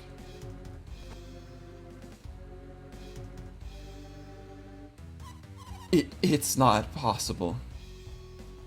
I'm actually like very curious like how they're rendering this, right? So what seems to happen is that some of the letters are actually rendered as a single block, right? Those two S's impossible, they're always shaking next to each other. The first two dots in the ellipses, they're always shaking next to each other. So it sounds like they're kind of they're drawing things to like a submap of the dialogue box there, and they're shaking those different little submaps individually. So I'm guessing that when they do this, they don't really want to have a very long string of text. You also probably don't want to have a very long string of text just for like readability reasons when you're jumbling it around, but I'm sort of curious how they implement this. Is he? Now I know I've caused you much grief, Jenna. It was a miracle that I survived that day. We are the ones who saved him. We saw him floating unconscious in the river as we passed. I've been with him ever since. I've experienced a lot. But why? Why did you leave me all alone? Both of her parents also died in this accident, so her life's been a little rough. Jenna. My own brother. I thought you were dead. Save this teary reunion for later. That's right. The elemental stars come first. Bunch of jerks. Is this acceptable? Felix would never allow us to harm you or his sister. I don't know that there's a lot Felix could do about it, but Felix will be our guarantee. Now, give us the elemental stars. We don't have any choice. Should we give them the elementals? No. Ridiculous. If you don't hand them over, they won't let Jetta go. He actually like tries to deck us and like takes them for himself. If this isn't the option, we actually get a slightly different thing where we just hand them over. Will you permit me to relieve you of those elemental stars? Oh, Alex, you're late. Alex is another of our companions. Hand the stones to him.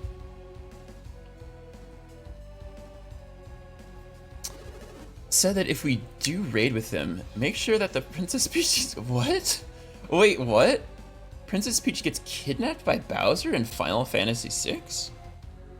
I'm so confused. That doesn't make any sense to me, but I don't remember them being in any version of that game, but I hope I'll have to get an explanation for that after we did all that work. Garrett gave him the elemental stars. I'm afraid I must apologize in advance, for you will be bringing us the remaining elemental star as well. It floats off. Wait a second. You want us to grab the other one for you too? Oh, did you not understand me? You said you'd set Jenna free once we gave you the elemental stars. You promised. He kind of looks to his party for advice, or... No, my friend. We want you to bring us all the elemental stars. Stop grumbling and bring us the last star. What happens if I say no, actually? Oh, I actually am saying this is Garrett. That's interesting. You don't want anything to happen to your friends, do you? If I say yes. Just, I thought that's how you really feel. I'll ask you once again. You do, okay, he's just gonna say this over and over. Okay. Thank you for your cooperation. Someone tell him he's mixing up the franchises. Maybe he means Super Mario RPG. I don't know. We'll see. If I can bully Sneaky Renee into the Super Mario RPG run, I'll absolutely try. We'll be waiting for the rest. I feel like if you're a JRPG fan, that's a must play. That's a really good one. All right. Let's try. We might be saving once we get out of Vale. There's only one left. You're almost done. What are you doing? Bring us the final gem. My brother's alive, but why didn't he tell me sooner? I'm sorry, everyone. You are responsible for all of this. He actually is responsible for all of this. Get this guy out of here, dude. Shove him off the cliff. If you want to save them, you'll bring us the final elemental star. The ... This is just, I think this is Felix's favorite thing to say, I think, in this whole series. He loves those ellipses quite a bit. Effin loves Super Mario RPG, dude. Good choice. Agreed. Absolute classic. I would say, what would I say? Not epitome isn't the word I'm looking for, but defining game of the genre. It's hard to do JRPG better than Super Mario RPG, I think. D put the Mars star in the mithril bag. And now we got another long cutscene, but this is one of the last big ones before we our game's really getting started here. What's the matter? What happened? No, not again. Oh, wait, so did they get this far? Because my understanding was that they triggered that trap from earlier, so I don't know. The water's gone. Without the energy of the elemental stars, the chamber is collapsing.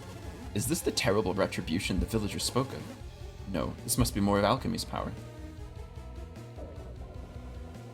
What's gonna happen? Ornor? It's over, but what was it? What is that? No. Soterios is like very well read up on what goes on here, or is pretty experienced. That rock, it's floating. Do you know what that is? Of course I don't know what that is. How would I know what that is? Me neither. It looks like someone is using synergy to lift it. Could that be the wise one? Such power. Incredible. Uh-oh. It seems like it senses the stars that we have. Wow. And it's like a gathering. It must be the guardian of the elemental stars. Now they just talk for like 10 minutes here. It's really remarkable. This doesn't look good. Maybe we should just escape while we can. But we need the Mars star. We can't leave it behind. It's amazing how long they'll wait and debate this. I mean, it seems like they should be killed very quickly for hanging around here. I agree with Felix. We're no match for the guardian. The Mars star will have to wait for another day. How about Dee and Garrett? You can't just leave them here. They will be just fine with doing that. Forget about them. They won't make it out alive.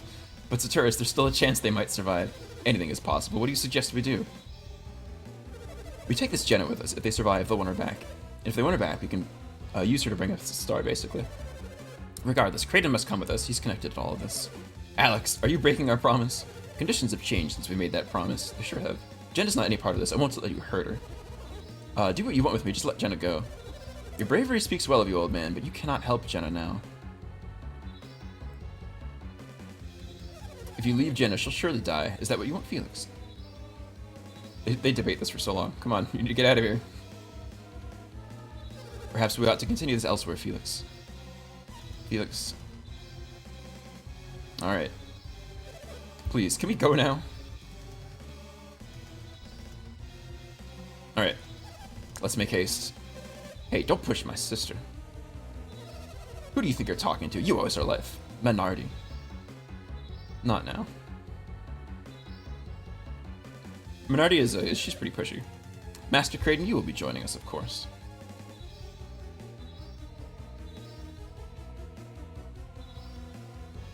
Alright, we're finally getting out of here. Alright. Good move, good move.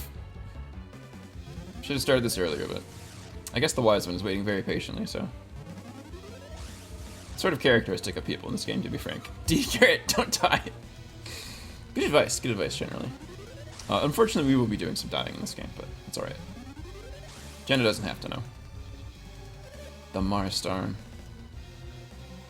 It's a pity that we have to leave it behind, but perhaps we'll be seeing it soon.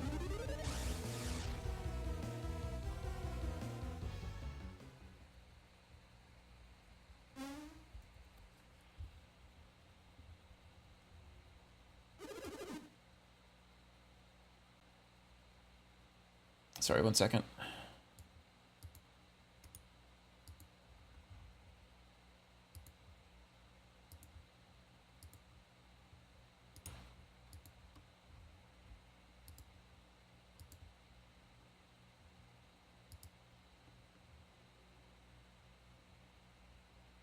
Alright. Well, this turned out badly, wouldn't you say? For once, I will agree with you. It's a miracle we survived. Jen and Kraden are gone. You don't think they'll hurt? I don't think so. Yeah, they'll be safe. Felix is there. But what now?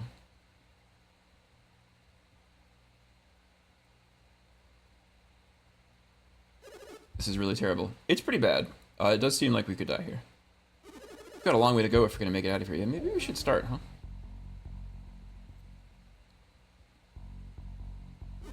We're in big trouble. We sure are. Let's get out of here.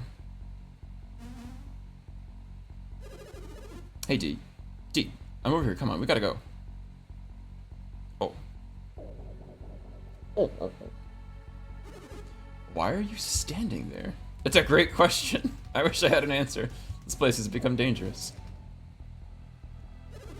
You're the dangerous one.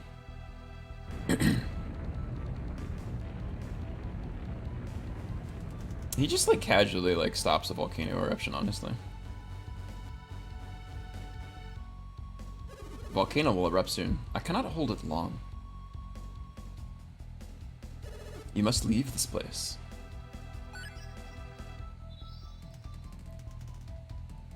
The elemental Jinn. They have returned. Take out the elemental star. Sure, why not?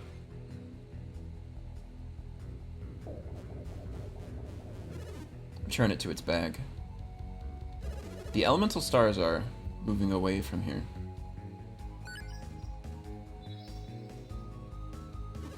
Without the power of the elemental stars to contain it, the magma flows freely once again, and this chamber is collapsing. Interestingly, there's 10 little things that pop off, but we don't need. 10 is a very strange number. There will be no chamber for the elemental stars to return to. The world will be exposed to the threat of alchemy. Alchemy, a threat? It can be dangerous power if it is misused. If the elemental stars ignite the flames of the 4 lighthouses, the power will be released, as long as the 4 lighthouses remain unlit.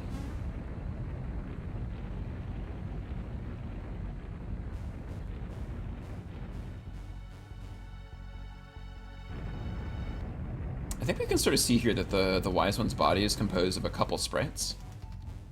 It looks like he has a... Because of the way that the little circle things happen. The volcano, it's erupting. Flee now. But how? Ah, I see. I will help you. We actually have a spell that could get us out of here, but I guess we're just not going to cast it. Shrug.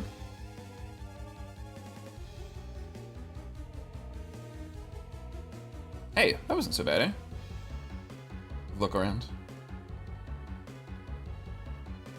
Did that floating eye thing save us? Nah, surely not. Yeah, right, let's get out of here. Alright, yeah, let's do just that. So we have Return to the Dungeon's Entrance, which is a very useful spell. We'll use that quite a bit.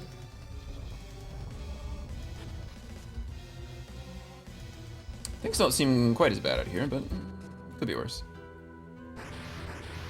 So our village is like about to be destroyed for the second time in about 2 hours, which is a little rough. Thought Mount Aleph was inactive. Oh, my grandson, will Garrett be safe in this eruption? Grandpa, we don't even know if he's up there. But sis, someone saw him and his friends climbing Mount Aleph. They were hanging around here while I was on guard duty. Dee and Garrett went to Mr. Creighton's house. Didn't they say they were studying alchemy? Yes, they did, but what does that have to do with the eruption?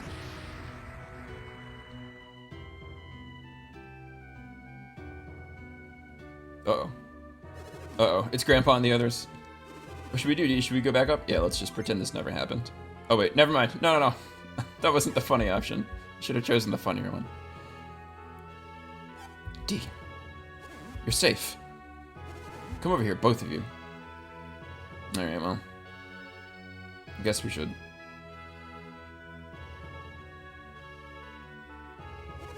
Where have you been? Well, what happened? It's a long story. Weren't Jenna and Creighton with you? No, definitely not. Not our fault. What do you mean they were taken away? This is all very complicated. We'll need you to tell us exactly what happened on the mountain. Come into the sanctum, both of you. Boom. It's a very satisfying sound effect. Alright, let's get in there.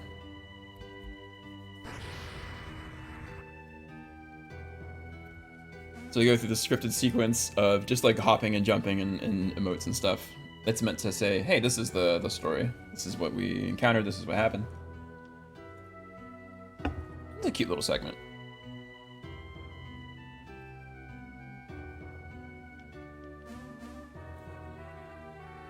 But it's fun how much they can get out of all the different little emotes to tell a story, sort of.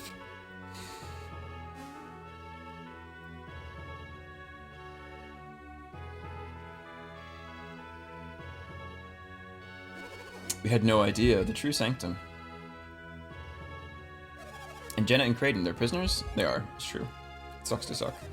They've been taken against their will. How awful. Do you think they can be saved? No. That our hopes must lie with Felix. What is it, Great Healer? You've been very quiet. It's like you're 1,000 miles away. The hovering stone, the one that appeared before Dee. What about it? I have seen it before, in my dreams. In my mind's eye, it appeared to me again and spoke to me. You saw it just now. It must be the Wise One, guardian of the elemental stars. It told me what happened to you in Soul Sanctum. So this whole thing was just pointless. You could have done this. No. What does the Wise One say about the eruption? Will the volcano destroy Vale? Very interesting animation. It's impossible to stop the eruption now. Will Vale be... Vale will be safe. The Wise One will prevent the lava from reaching us. Very creepily powerful entity, it seems like.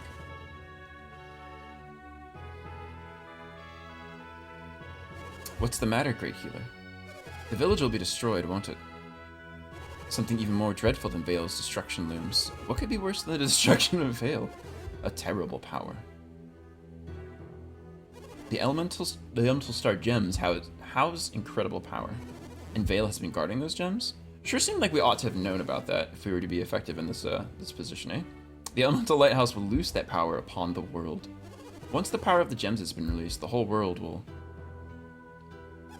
The Wise One wants us to get the gems back, doesn't he? The world is ours to save or destroy. Our inaction may bring about its destruction. What a pity. What a pity! Oh, the world's gonna bum. That's such a bummer, dude. We cannot hope for salvation. We must save ourselves. Then what can we do?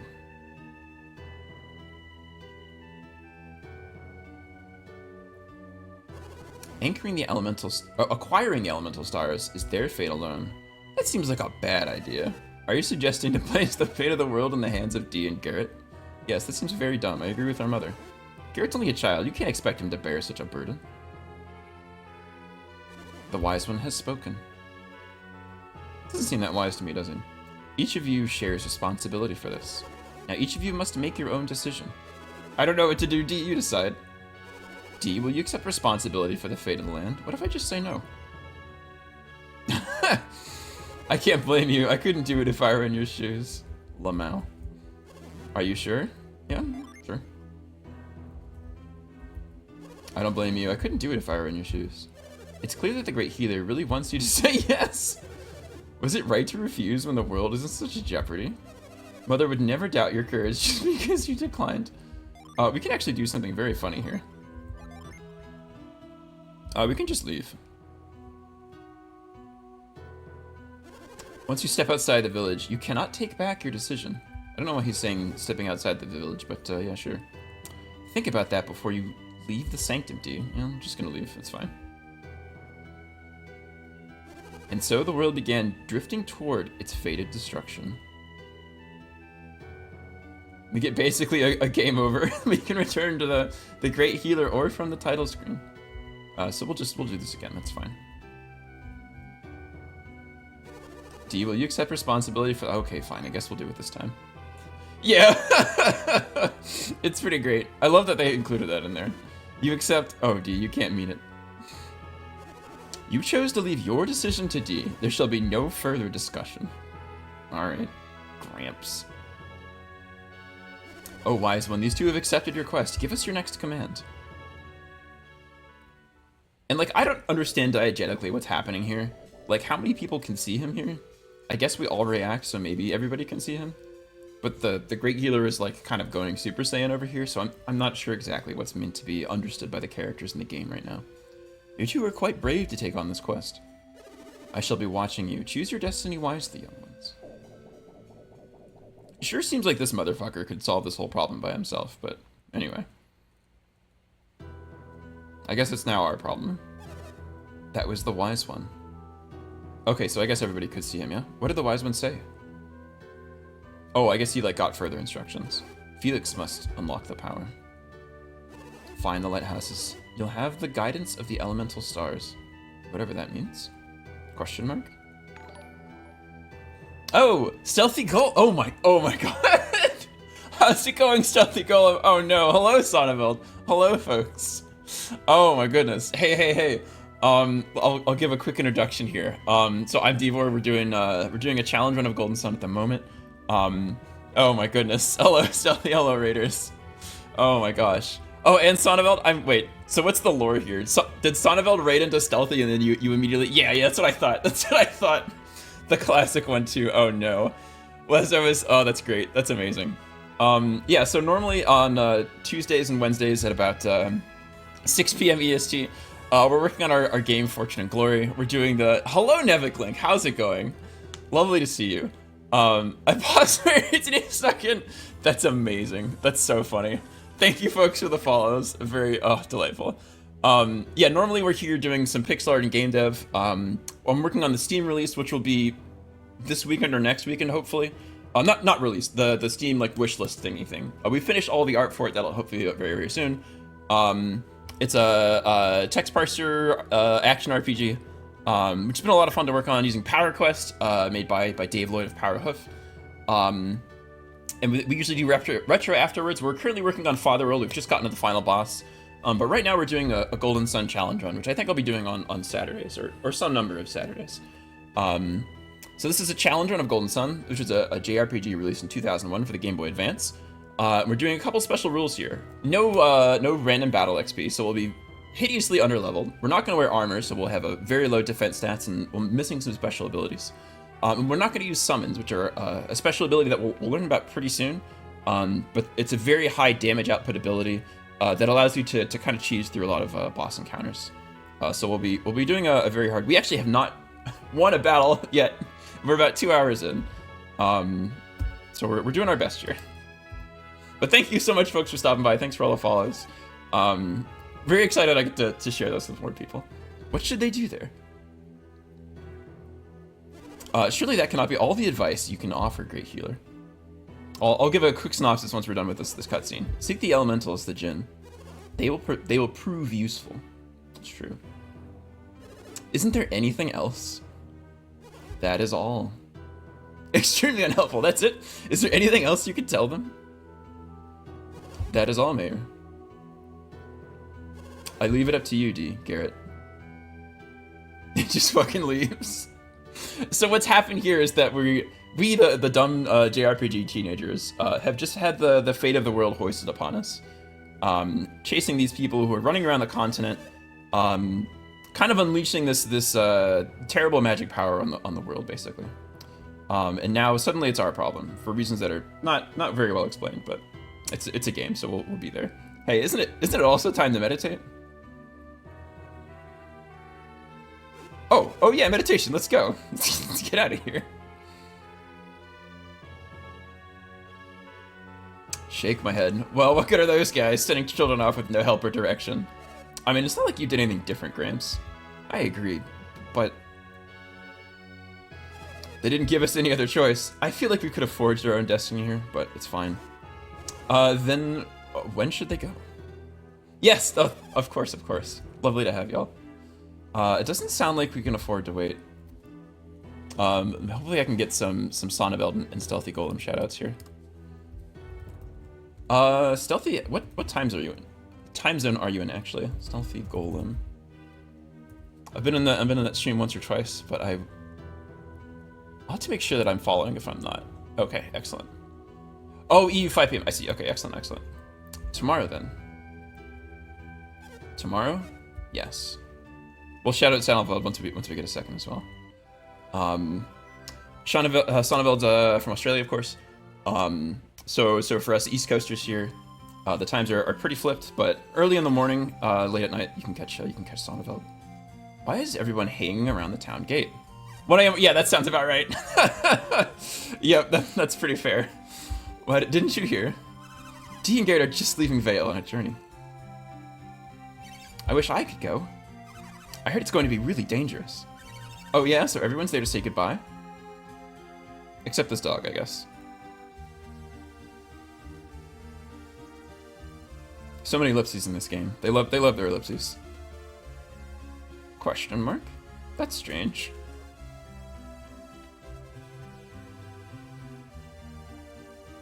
Hey, what's the matter? Weird. Dee's mother isn't here to see him off. You're right, she's not there. The dogs keep chasing each other around. Hey, we should say goodbye too, right? Sure, let's go.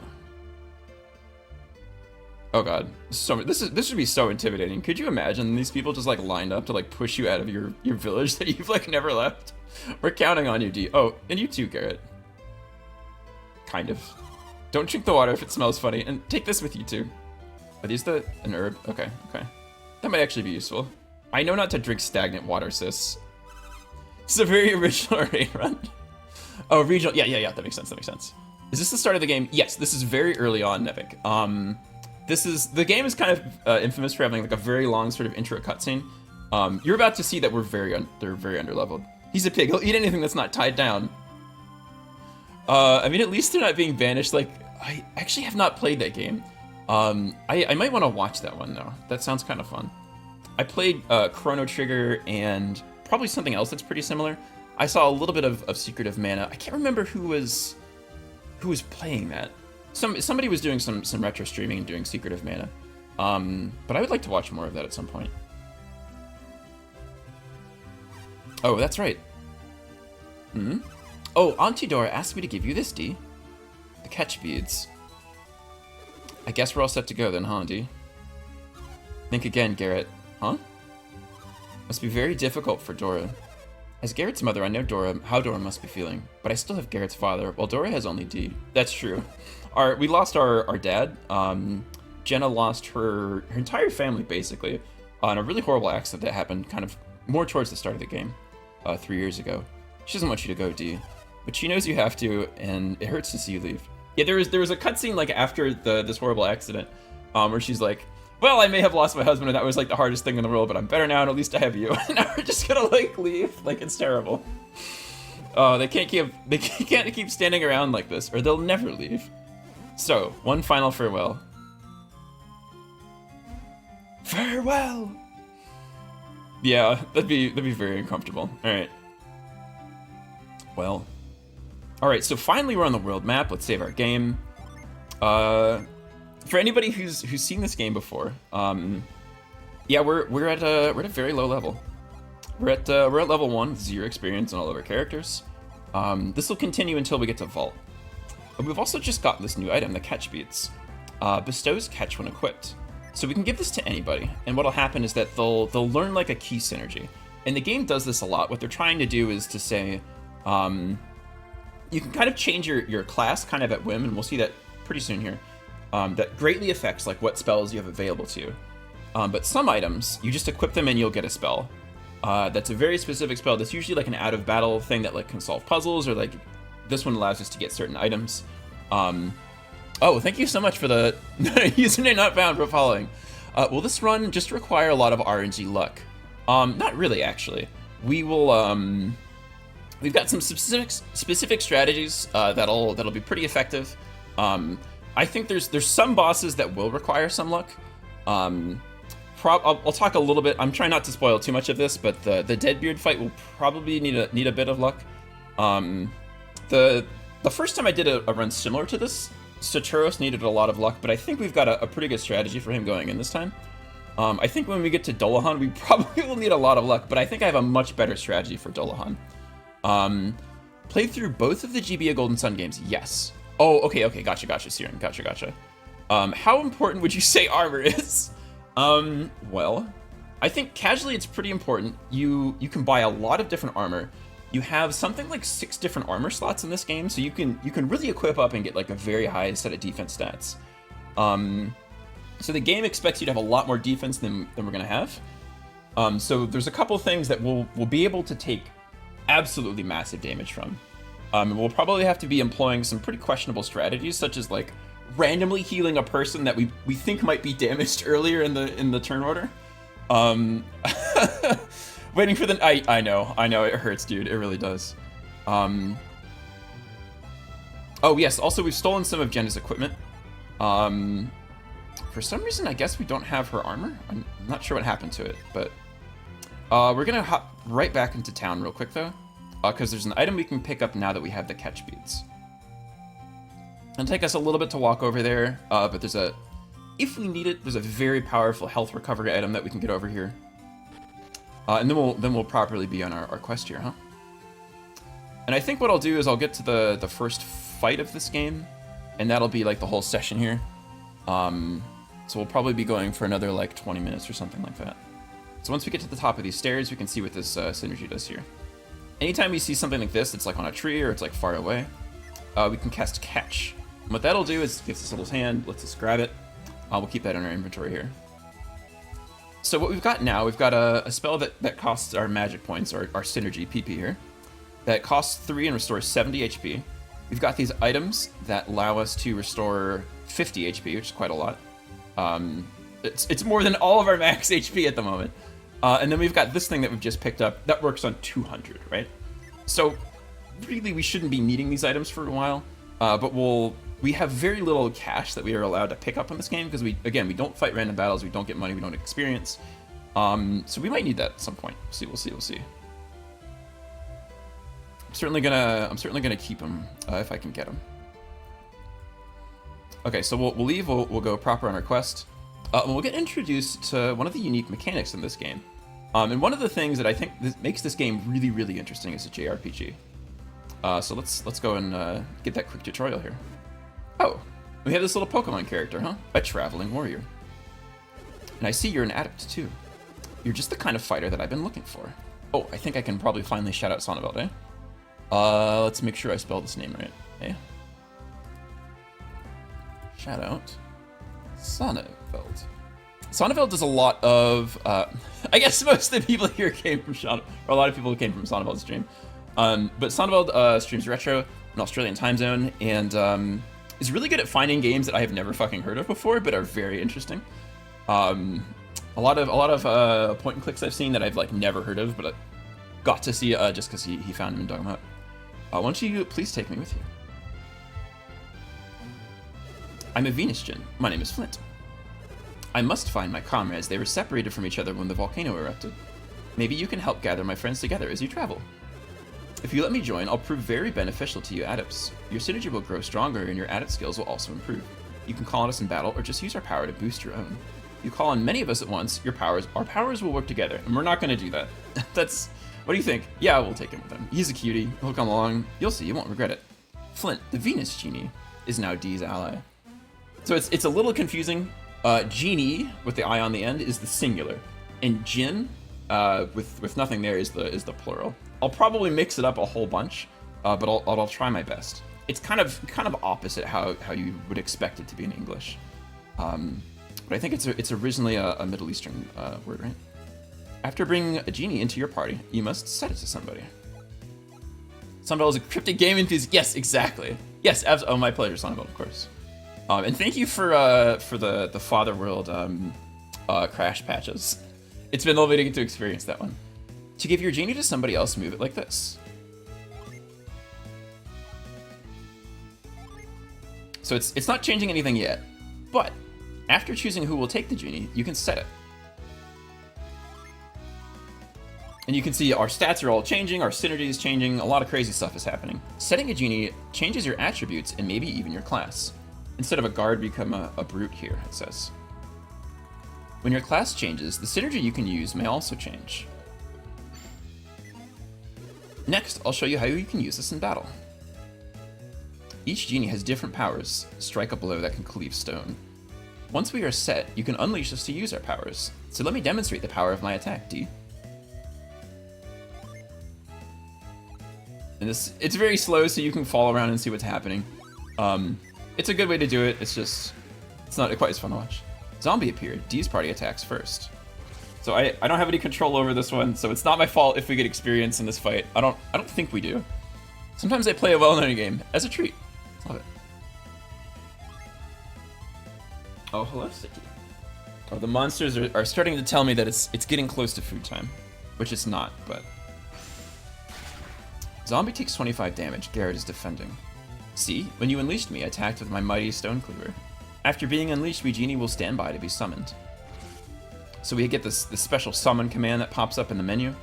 You have standby Djinn. You can summon even greater powers.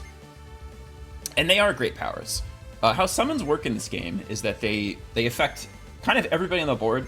They have a strongest character they affect, and they kind of get weaker as it goes further and further away. Whenever you use them, oh, it actually doesn't show in the game. But when you use them, your elemental power will increase, and so that means anything that is relying on being based on an attack of one of the elements, that's your AoE effects, your attacks that have an element. I think that's true. And your other summons will get more and more powerful. Additionally, when you use a summon, the damage it deals is actually based on the maximum HP of the target. So if you're fighting like the end game bosses and you start using summons, they will do like astronomical amounts of damage. So we're gonna try to avoid doing that to make it more tough, right? No worries about the Fatherworld patch. It was fun hunting down a 30-year-old memory leak. Wow, yeah. Did you do that? Did you have the code for that, or are you using ASM for that sauna build? I'm really curious. And one more thing. After a genie has been used to summon, it must spend time in recovery. After we recover, we will set ourselves again and be ready to attack. Right, so it takes an extra turn for them to recover if you're still in battle, but they'll also do it if you're just walking around the world map. We go from standby to recovery and back to set. This is the simplest way to use this. Yeah, I got it. Thanks. Oh, if you want to learn more about SGenie, refer to the help, okay? How exciting. Okay, I'll join you now. Thank you very much. Please use this Djinn wisely. And we will use our Djinn very wisely. We're going to have to abuse these characters quite a bit. They have some very special powers that we're not going to be able to get otherwise. The Venus Djinn, or Genie Flint, I already messed it up, is set to D. Alright, so we can now go to our menu. Now we have this Djinn section. So we can set him. We're going to keep him set to D for now, just to increase the stats. And we're definitely going to save our game, because the monsters are starting to get even nastier. And we're going to make our way to the place where we can finally do the first fight that we're going to win. Because we have to run from everything else. One more cutscene to walk through. there's a lot of cutscene stuff at the start of this game.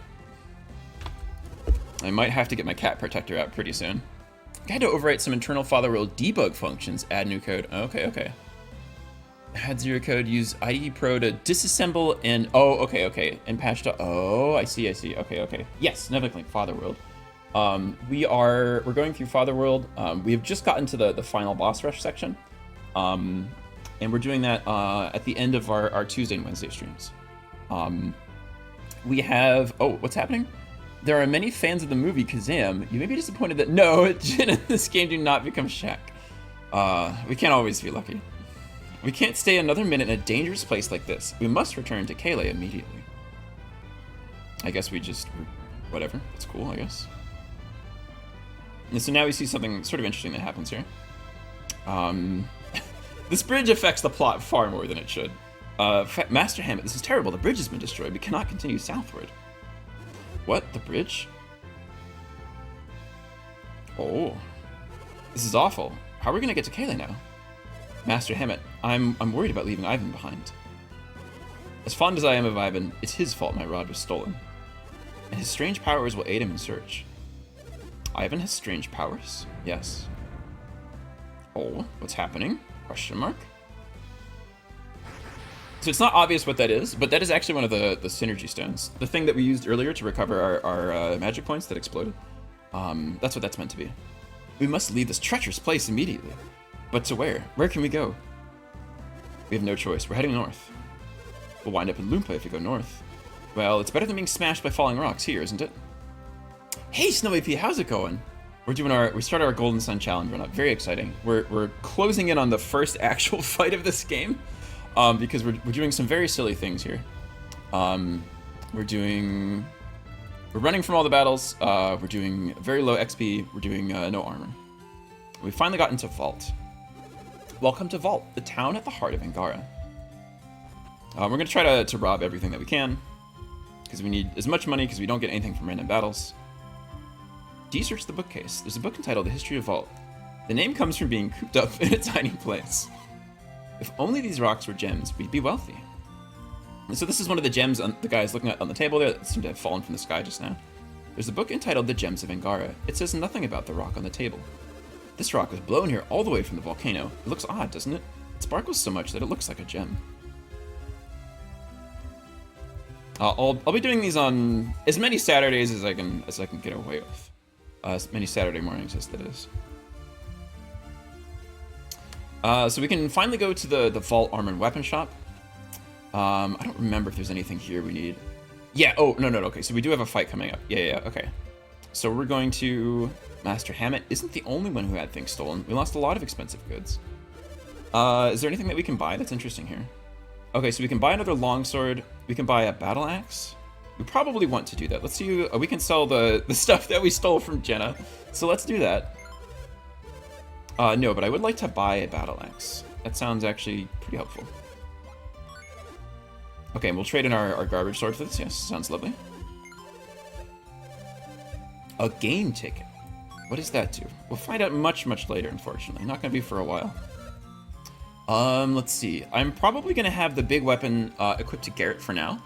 I think D has a naturally higher attack stat, but our plan is gonna be D goes significantly faster. Is gonna be doing a lot of our healing, which means he's gonna be able to heal before we take damage from a lot of enemies. And so it'll be a lot less RNG if we can choose who we're healing before we know whether they're not going to be damaged or not, or whether they're just going to be killed before we can heal them, right? So for now, we'll have our attacks be coming from Garrett. And we're just going to ignore this guy because he sells armor, and we don't use armor in this run. So, not so helpful for us. Let's see. Memory leaks. If only Google cared about fixing those. Oh my gosh. I don't know if does Chrome actually have memory leaks? Like if you just like leave it open for a couple days and like keep navigating, does your computer get slower and slower? I know it's like infamously munchy on the RAM, right? But does it have like leaks proper? Back to you in 30 years. Oh no. We're also going to be checking basically every box in the game because they could have. Sometimes they have goodies, and we don't get a lot of goodies. Master Hammett's servant can't return to Kayleigh until he's recovered the rod. That's right. We heard about that from the people who were running outside the town. Gotten ourselves another one of these things. Very nice.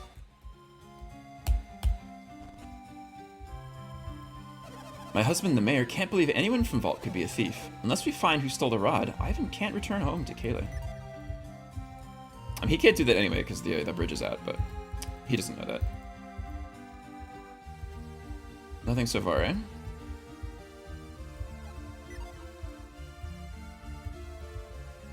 They don't appear. Okay. Could someone please help Ivan? Sure, we'll go talk to him after we inspect everything in this hotel. Mind read. Yes, I do possess strange powers. It's a lot of restrictions. It is a lot of restrictions. But it'll make the game pretty fun, I think. You have them too, don't you? It seems very unethical, sir.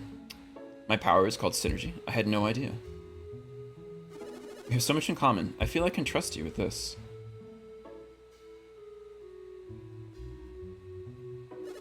I'm quite troubled. Master Hemmett's rod was stolen. Would you please help me get... What if I say no? I see. I suppose that's a lot to ask of a total stranger. Oh, okay. I can ask again. All right. Would you really? Would you help me find the rod? Okay, sure. Fine. We do need to do this, I guess. Thank you. With your help, I believe we can recover the rod. Your names are... All right, man. T and Garrett. I'm Ivan. Pleased to meet you. My ability to read people's minds frighten you, doesn't it? Unhappy. Am I really? Is my mind... Yeah, it is. So, I guess we'll say no. I don't know. Ivan and Dee clasped their hands together. Uh-oh. Mind read. Ah, my mind. Stop reading in my mind, Ivan. So, Dee, could you read it too? What is this ungodly hour you're streaming at? It's a normal hour in my time zone, but it is very, very very early for me. Welcome on in, Ameripod. Just as I thought. What, you read my mind too, D? I guess I could help you read minds if we shared our synergy. Hey, that's not fair. Why do you get to read my mind? You're right. It's not fair to read one way. Why, suddenly it's unfair, huh? Interesting. He's been doing this his whole life, it seems like. I did it. I read your mind, D. Let's use mind read to find the thieves. Wait a second. Won't people know that you're using mind read? Oh. You see. I see. You two can see it when I'm using synergy. D, both you and Garrett are adepts. Maybe that's why you can tell when I'm reading your minds. Ordinary people can't see anything. There's nothing to worry about. Don't worry. I will not read your minds again. Dun dun dun. But of course he's wearing armor, which is unacceptable, so we'll get rid of that. Not today, kiddo. Alright. Check the wooden box, it didn't find anything. If we want to, we can sure go ahead and buy something for Ivan to be equipped with. So let's sell this garbage that he's come with. Nope. I mean, we'll probably sell it in just a second, but we'll sell all the stuff that he came with. Get that out of here. I would like to buy a weapon, sir. Ivan is able to equip light blades, but not the big heavy ones, right? So let's give him one of these if we can. We've got plenty of money, so we'll do it. I would like to equip now. Thank you for asking. More game tickets. All right, and so now we're going to do our first kind of fiddling around with string outs. I know, it's nice, isn't it? Some of this challenge is... wait. Oh, it's stuff people usually do in randomizer games. Oh, interesting. Okay, gotcha. Did inventories have limited mechs? They do, actually. Yes. Thank you for asking. So how that works is that everybody has 15 slots. Each character has 15 different slots. And when you're using an item, it's coming from the specific character, right? So if we're in battle and we're selecting Ivan's command for the turn, we want to use an item, it has to be something that's currently on Ivan's body, right? So we're gonna deal with that right now, actually. So we've just got our third character. So let's kind of take a look at how our different characters look, right? Our boy here, D, we've got Cure is the only synergy because we're still at level 1 and we haven't learned any magic spells at all. Garrett has got an AoE spell, Flare, that does fire damage. And Ivan's got, I think, 2 spells, Whirlwind and Mind Read. He comes in at level 4, which is about where the game expects us to be. Of course, we're wildly underleveled, so that's not true. But what we're going to do is we're going to give the genie that we just got over here to Ivan. What's going to happen here is that he's going to become a seer instead, and that allows him to have a different set out of synergy. Specifically, it allows him to have the healing synergy cure, which I think we'll use. Actually, no. I think I routed this a little bit differently. Once we finish this fight, this is what we're going to do. But basically, for now, if Ivan has the Flint Genie, he'll have the Cure synergy. And if our main character here has either Flint or no Genie at all, then he will also have this Cure ability. So kind of when we're running around, we'll have the Genie equipped to Ivan, so we have a lot of different people that we can be using the Cure from. So multiple people are recovering synergy as we run around is kind of the plan, as we're taking all this damage from random monsters. There's some small benefits to know. Yeah, that is true. That is true. One thing that I'll probably also be doing is this game has a number of items that you pick up that permanently increase your stats, right? For example, Mint. You pick it up, you use it, it permanently increases the agility of whichever character you use it on. What we're going to do is we're going to hold off using those items as long as we can. And if we can get away with not even using them in this game, we will do that. Because some of the fights in the next game are even more difficult. Will be even more underleveled for them, basically. So if we don't have to spend a resource that we're not going to get back, we won't spend it. So we'll try and be responsible. If we feel like we have to do it just to win a fight, we'll pull out that big gun, so to speak, the plus 1.5 agility or whatever we're getting. So let's move around. Oh, we've just gotten Ivan, and so he has this ability, Mind Read, right? What we're gonna do is we're gonna set that to the other shoulder button. So I'll be able to use this at a battle at any time by just pressing the R button here, or the thing that's bound to R here. Off on an adventure, are you? Impressive to see youngsters like you going on a dangerous journey. So we're gonna go around, see if there's anything else that we can raid from these different houses. I'll talk to as many people as it feels like makes sense for the story at this point, but I'm eager to get to the first fight of the game. The guests upstairs weren't in the room during the eruption. We searched the room afterwards, but we couldn't find anything. It would be awful if our guests turned out to be the thieves. Those three strangers sure have fooled the innkeeper and his wife. They're the type of people who think they can get away with anything. Very, very gossipy person here. The master and his wife are blinded by money. Oh no, they'll be in trouble if they don't help search for the thieves. Yeah, and in fact, if we talk to the innkeeper behind the counter here, everyone thinks our guests are the thieves, but I think it's unfair to accuse them without any evidence. I agree. Sure, they look suspicious, but they've been quite polite, and they paid in cash.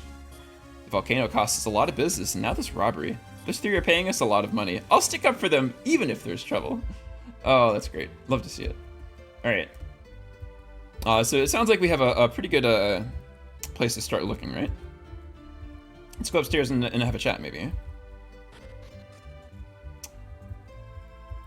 Nothing in here so far.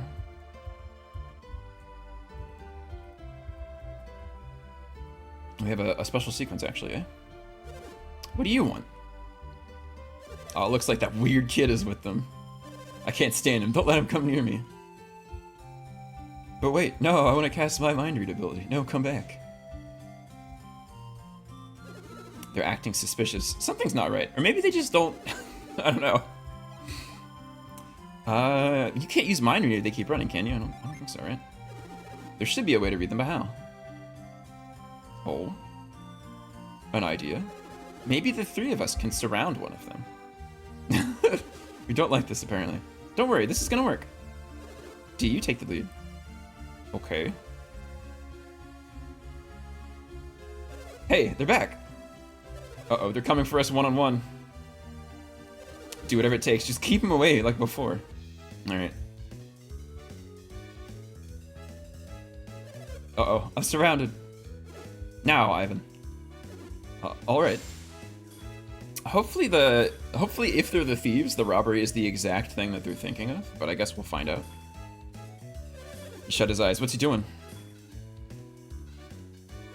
Are you done, Ivan? Oh, we just got drawn on top of the other character there for a frame. That was kind of funny. What did you learn, Ivan? It's them, alright. I think they took a lot of other things, too. Hey. It looks like they're hiding it all somewhere in this inn. But they won't let me near them again. I guess we have no other choice. We have to search the inn. I guess so. But I guess I'll say no anyway. It's a lot to cover, but the only ones who can do it, right? Nah. Please stay, beg you. No. It cannot be done. Don't worry. He's just saying no because he doesn't feel confident. Oh. But when it comes down to it, it's just the way he is.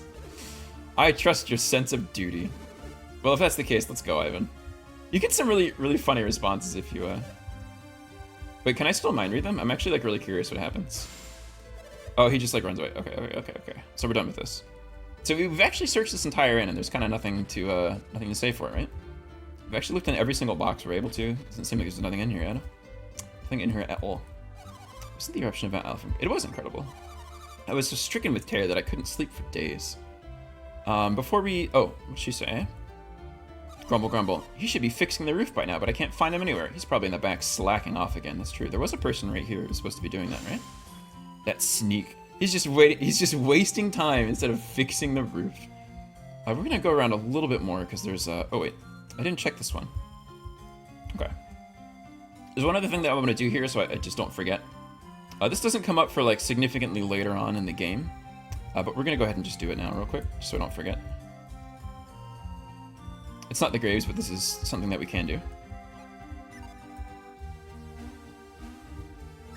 The doggy. Okay.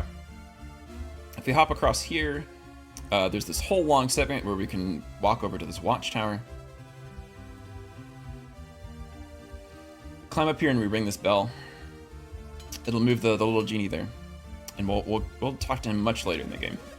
Master Hammett, a wealthy landowner and a merchant from Kale, had his precious rod stolen from him. He was quite upset.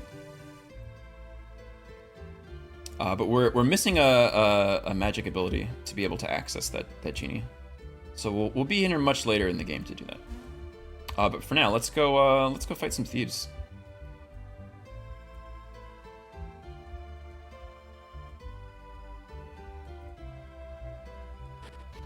Oh, interesting. A new area.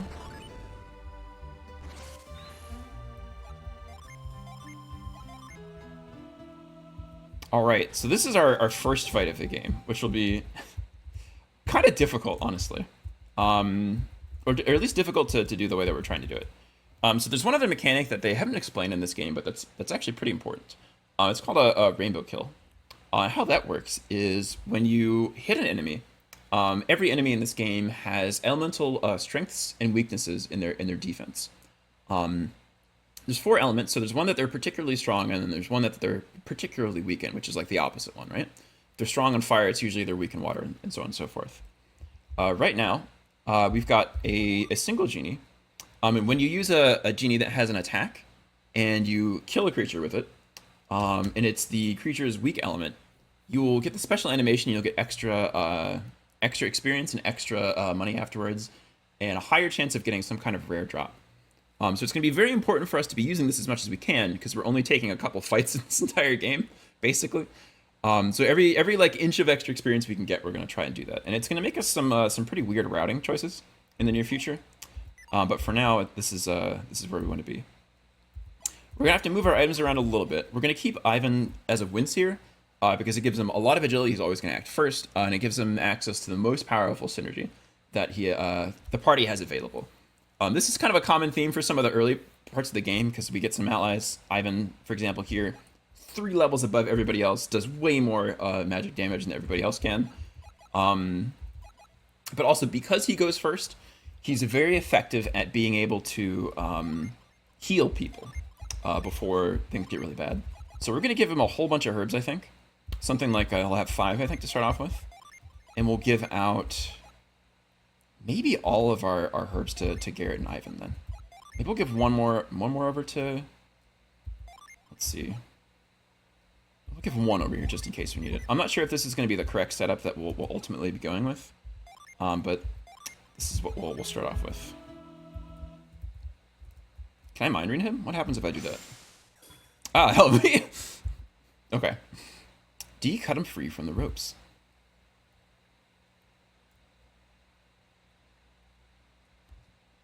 I came into this loft while I was fixing the roof. but I found I couldn't get all the way back to the back of the loft. So I was looking into it when wham! Someone whacked me in the head from behind. When I came to, I was all tied up.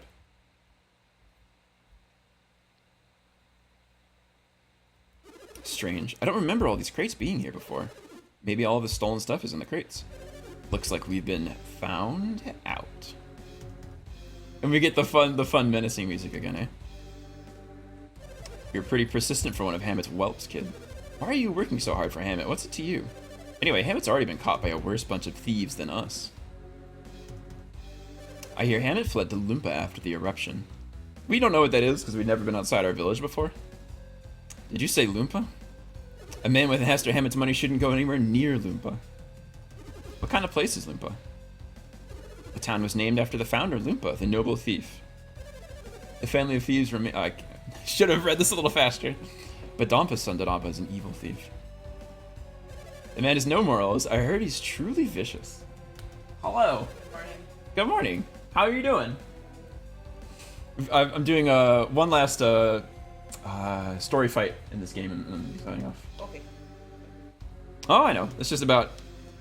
I've gotten about as far as I plan to. We're not so bad. How about it? Will you let us go? Yeah, sure. Why not? Yeah, something like that.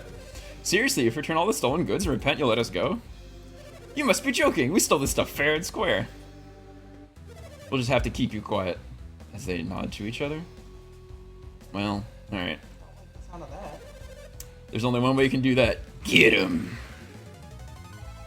Okay, so this doesn't have like the boss battle music, but it is a scripted fight, so we are going to do it as per our rules here.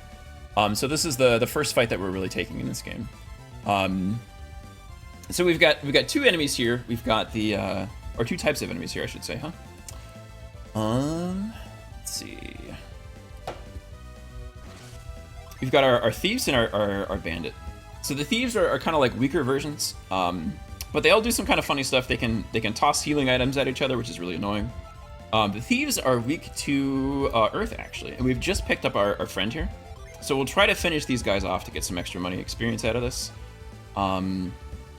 But the easiest way to start off this fight is to be doing as much damage as we can with some of our AoE spells. This fight will involve maybe a little bit of luck, but we'll sort of see. Let's see, they have 110 HP each, these two followers. This middle character, I'm not exactly sure what he's weak to. I think he might be weak to wind or something, but we're not going to get a wind genie for a little bit, so... This is maybe the only character in the game that we're not going to be able to knock out with a rainbow kill. We'll see. We'll just start off with the first thief for no particular reason.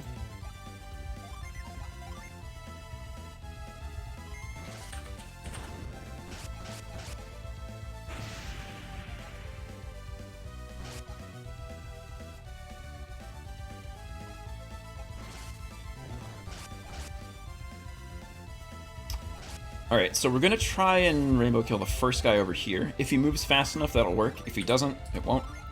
And we'll do a little bit more damage over on this side.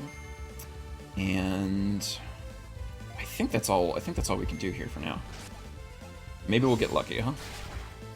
Oh, okay. So you can sort of see that we can very quickly lose like tons of health. And they're probably going to heal each other this turn, which is pretty annoying, but there's not really a whole lot we can do about it. I think I might have Garrett use a herb on himself. Unfortunately, our healer has to be doing all of the genie usage, so it's a little bit obnoxious the way that happens to work out. Let's see, how much health does he have maximum? Okay, I think he'll attack the center fella, and we'll use a herb here. That's probably what the answer is. Okay, he's recovered 51 HP, so we do need to do like basically another 50 damage to this guy. So what I'd like to do is... what's the best way to do this? Unfortunately, Garrett X does like more damage than I really want him to. What? Okay, I think we're gonna do... this. Okay, let's try this out. 20 damage? Okay, it's not a correct value. Okay. Yeah, this might be a little bit harder than I thought. Just getting that sweet spot is a little bit obnoxious in this fight. We will probably be restarting this pretty soon, because it's starting to get a little difficult to like keep track of all the numbers that I need to keep track of here. 53 HP. It's very obnoxious. Okay, so Thief 2 is fully restored, so we don't have to really pay attention to him. Okay.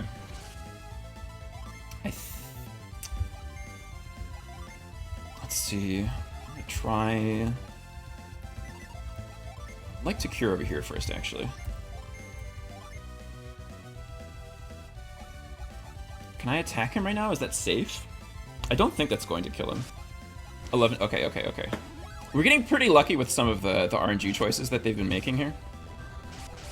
Nice. All right. I think we've got the first one here.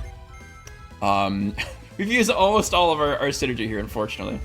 We're probably gonna have to use this herb to survive from Ivan. That does a lot of damage if it does both hits. Okay, so the special like 2 dying noises that tells you that we got that one correct. We're kind of running out of... And I think we've just lowered our agility, because every time we use one of these... Oh, it doesn't affect our agility. Okay, that's actually very helpful. We do want to keep setting this genie, so I think we'll probably keep using Ivan's herb on himself. But this will be kind of tough. We've got one fewer enemy, so it should be not quite as bad as it used to be. Let's see. Okay, we're gonna try to kill this guy. And unfortunately, we're taking a lot of damage with these two. The thief here, or the bandit rather, could probably instant kill either of these characters if he really wants to. So it's kind of a weird situation. I might just defend with Garrett, because I'm kind of worried about him just like instantly dying. Let's do Whirlwind here and try this. Did we get him? We didn't get him. Okay. Oh, he was defending. Okay, that's a little annoying. Okay. Let's. Jeez. Probably defend. Let's try this. We're using a lot of... This is costing us a lot of money, honestly. You can see how much damage that does. Like, it's kind of incredible. He can kill Ivan, like, instantly if he gets lucky with that attack, unfortunately. So we're in kind of a bad spot. Oh, Sashki, thanks for the follow. Good morning. Hello, Robot Spacer. How's it going? We're doing our challenge run here. We've just started up. Or we've been here a while, but this is the first fight of the game. Because we've run from every other single battle so far, so we don't get that pesky experience points that makes the game easier. All of our characters are wearing no armor, and we're not going to be using summons in this run. So we're in kind of a tough spot. We could kind of die at any point. Dying in this game is really bad, honestly. If you win a fight and one of your characters is dead, that character does not get experience, which is really bad. Because we only fight so many fights in this game because we're not doing random encounters. So we're in a really sticky spot at the moment. We kind of have to probably get a little bit lucky. We're really running out of healing items. We probably should have given a lot more of the healing items to Ivan. If we have to restart this fight, that's probably what we'll be doing. Aren't you? Yeah, I know. It's right. It is harder because there are 3 of them, so it's a lot more to juggle. A lot of the boss fights are just against one character, so it's a lot easier to kind of manage and handle and predict what's going to happen. Sometimes in this game, though, you will come across bosses that get multiple turns, and that can get hairy as well, as we'll see much later.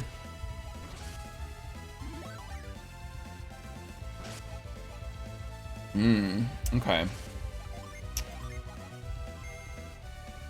I think we're gonna have to get kind of lucky here, honestly. All right, so that's a reset right there. Unfortunately, this fight is pretty tough to make everything go the way we want it to. So if I can remember what the reset command is, I think it's like this. Yeah. Okay. The first of many. Lovely to hear it. Glad to hear it. I was trying to say glovely is what was trying to come out there. Okay, let's try this again. We do have to blow through this cutscene. We're gonna give... Oh no, that's not what I meant to do. Hold on, no. I have to back up a little bit. The interact button also brings up the menu, so there's a couple times where I'll kind of fudge that a little bit. Let's get... If we look away from him, we'll be able to access the menu. We're going to give at least one of Garrett's herbs over to Ivan. I think that'll be a little bit more helpful. We'll save our game again. Ivan, currently our mage, has like all of the levels of the entire party. So he's going to do most of the damage in this fight just with his AoE stuff. But we're going to try to hit the sweet spots on these thieves. They have 110 HP, and we want to finish them off with a special attack to get extra experience and stuff. yeah, it's rough. It's rough. Oh, I love that emote. That emote's based off of one that Solder Art has. Hope I spelled this correctly. But she did an explodey emote that was very fun to mimic. It was such a great idea. All right, we've already seen all this dialogue. We're just gonna go through it really quickly. Hopefully this won't take too many tries, but I did a little bit of a routing run before this to like plan out some of the route and figure out like what made sense. And this fight was like one of the troublesome ones because we can't really route around it. We kind of have to take this fight before we take anything else. Again, this is the first fight that we actually win in the whole game, so we don't really have much of a choice. Hopefully this won't happen too many times, but a lot of the times when you have a boss in this game, it's before kind of a lengthy cutscene that you do have to watch the entire thing again. So hopefully it won't be so bad. All right. It is very good. Thank you. I really enjoyed that one. At some point, I'm going to have to make a dancey one for the Twitch alerts. All right. Okay, let's try this again. So talk about that battle plan, right? So the guys on the ends, they have 110 HP. We want to get them down to like, ideally like 90, and then finish them off with this attack, which goes pretty early. It doesn't always go before the bandit, but it goes before the bandit pretty reliably. So we're going to try to level this guy down pretty heavily. We're going to have to actually count this HP. So 35, 17, that's 52. Okay, that's annoying. I guess I was slightly wrong. So he's only taken 13 damage, so we continue. Unfortunately, we've used a lot of synergy points from Garrett, so the items really do slow us down. So 13, let's keep going. 33, 46.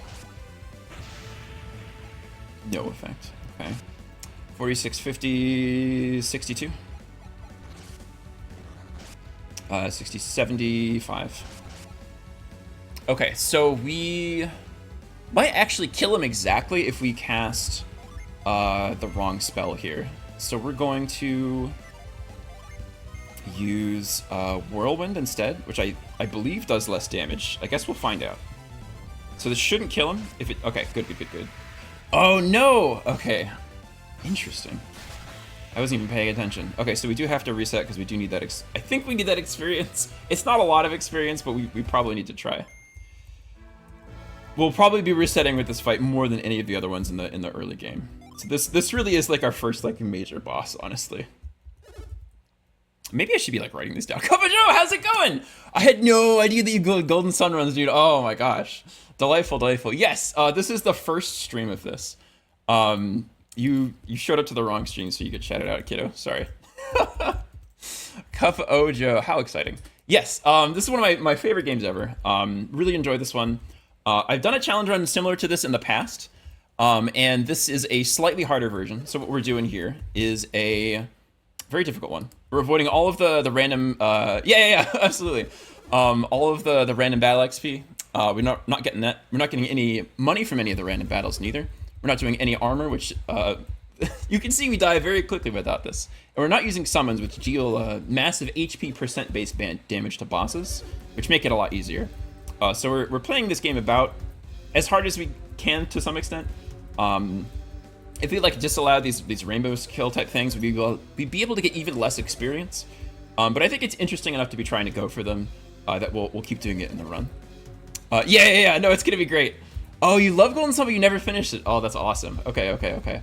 So if you've gone through the first part of this game, we're actually going to be doing a very strange routing for this. This is the first fight of the game that we're actually going to win. Our characters, Isaac and Garrett, are actually at 0 experience, level 1 right now. And Ivan is at level 4. He has all of the experience of the whole party at the moment. The second fight that we're going to do is the Water Lizard.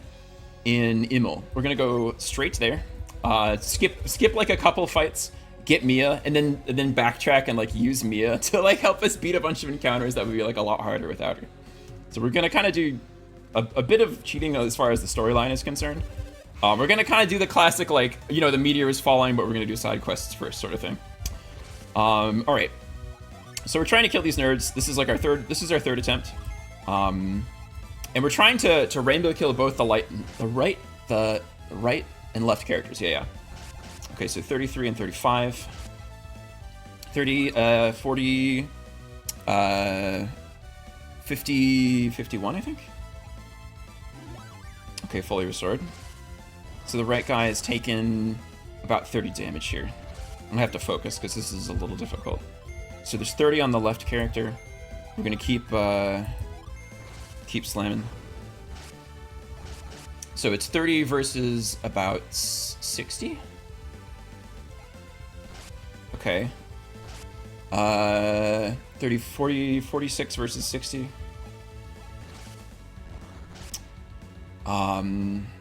It's like about 50 versus 73. Ivan now needs to heal himself. But we really want to catch one more synergy instance here. Ivan's gonna use a herb on himself. The right guy should be down to... Oh, he's defending. Oh, that's actually really annoying for our math here, huh? Okay. I think if we have... Okay, so we're kind of a little bit of a pickle, because we want to try to rainbow kill this turn. We want to use Flint on the left guy. Ivan's taking so much damage that he'll get one-shotted by the thief if he decides to attack, and especially if he decides to slice. But we also probably want to get a little bit of chip damage in on the guy on the left there. So this turn's a little bit weird. I think we're probably gonna try to get the rainbow kill on the left guy. Try to have Ivan heal up, and we might have Garrett attack the guy on the left or on the right, I think, and then kind of pray that that doesn't kill him, basically. Okay, let's try this turn out. I think this is correct. That can do like 3 times as much damage, so that was pretty lucky there. Oh, interesting. Okay, I'm not sure why that didn't get the rainbow ability there. It's very strange. Thank you for the cat smack, Snowy Fee. I don't know how this even works without building up some extra XP. Yeah. We're it's gonna be tough. Thankfully, some bosses have a lot of like really predefined ways that they can sort of attack. The big boss fight that's coming up, Saturos, is one of those. That is very, very scripted, actually. Dolahan, actually, the secret final boss that you're supposed to be like twice the level we'll get there at in the second game, is also similarly like pretty scripted. So we've got a pretty good chance of doing that correctly. Are you the guys with the axes or the 3 little guys? Huh? In the fight. Oh, yeah, we're the guys with the axes for sure. Yeah, we're the colorful people. And we're always in the foreground.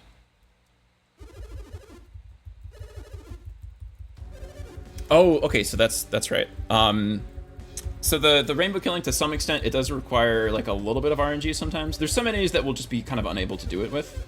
There's a little bit of a die roll associated with it. So this fight's going to be a little bit weird. Honestly, the XP from the second one we maybe don't need. I know we've already reset it for this reason once, but I think if we get at least one rainbow on one of the 2 minions, it's probably good enough. The experience we get from this fight is so low that I don't think it'll make a difference like at the end of the game. So I'm probably making a mountain out of a molehill a little bit too much here. But having like at least one extra level on one of the characters for some of this early game stuff is probably pretty useful. So we'll try to get at least one and see if we can get 2.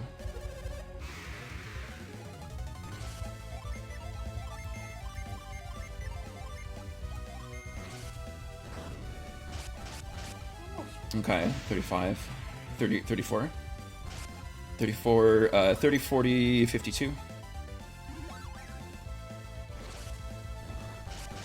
50, 66.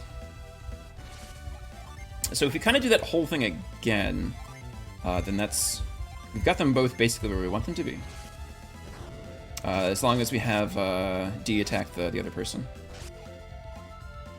Okay, really, really good looking. Of course, it just barely nugged in there. Let's see if we can get at least one rainbow kill. If we can, I think we'll accept that. You motherfucker. Alright. Alright, so we have to spend 2 turns to try to get that Jin back again. And we want to deal in the interim another 35 damage, which we can do with one of Ivan's abilities. So if we want to, we could try to waste a herb to guess who is going to get damaged. But since the guy is single target, we have 2 herbs, we have a 1 out of 3 chance of guessing. It's not really worth it, we're just going to attack over here. But we will cast Whirlwind on the side here. Plus 50. Pretty annoying. So what we want to do is probably attack like this. I think this is about right. Slice does a truckload of damage. Okay. So now we should be able to go for it. I'm going to have Garrett heal up D. Because I'm pretty spooked that that'll just kill me kind of instantly. Yeah, okay. It's very unlucky. That's very frustrating. Alright, I keep having using D's turns to be able to set the Jin. I don't know if they're out of herbs or not. If Garrett gets attacked, he's probably just dying. If he gets attacked by the thief over here rather than the bandit, he might live. So I'm going to give him the defense turn and try to heal him up. Okay. So we actually didn't... Did we not damage the guy on the right, or we just get unlucky? I think we just got unlucky. Okay. Alright, so we've got one of them. I think we'll accept this fight if we can win. So I think everybody has probably enough health to make it. We'll just keep doing as much damage as we can here. I think I'll try to set Flint just... Oh no, it's the wrong element actually. I forgot this guy is Jupiter or something. Alright. We get a whole bunch of level ups because it's the first fight that we've done in the entire game. I dig the way these battles are animated. This is actually GBA. So it's like a pretty similar hardware type limitation. A lot of the SNES games were ported to GBA. So it's like the equivalent handheld console basically. Yeah. But the GBA is the first one it was released for. They got us. For a second there, I was sure we were goners. Wow, we won! It is kind of surprising. It took us a lot of tries. I'll get the mayor. Get out of here, kiddo. After all the trouble we went to, stealing all this stuff. Haven't you heard? Stealing from others is wrong. I told you we should have skipped town. They probably should have. Evil never shut up, Garrett. Get out of here. If you'll give me Master Hammett's rod, I'll head to Loompa now. What will you two be doing, D? I suppose we have to go after Felix and the others. For people who haven't seen it so far, we're on a quest to save the world because it's a JRPG and that's the only kind of plot that's allowed. No. But the long and short of it is that there's an ancient magical power that could be loosed upon the world that requires these 4 different keys that were stolen from our hometown. And so we're out to like recover them and prevent some kind of world-ending power from being unleashed here. And so we're chasing a group of people who've stolen these keys across the continent. What you did was horrid. Stealing in the middle of a disaster. Hey, you're the ones who left all your doors open. You were practically begging us to... Oh, sorry, I couldn't help myself. What should we do with them? Well, they have a dungeon.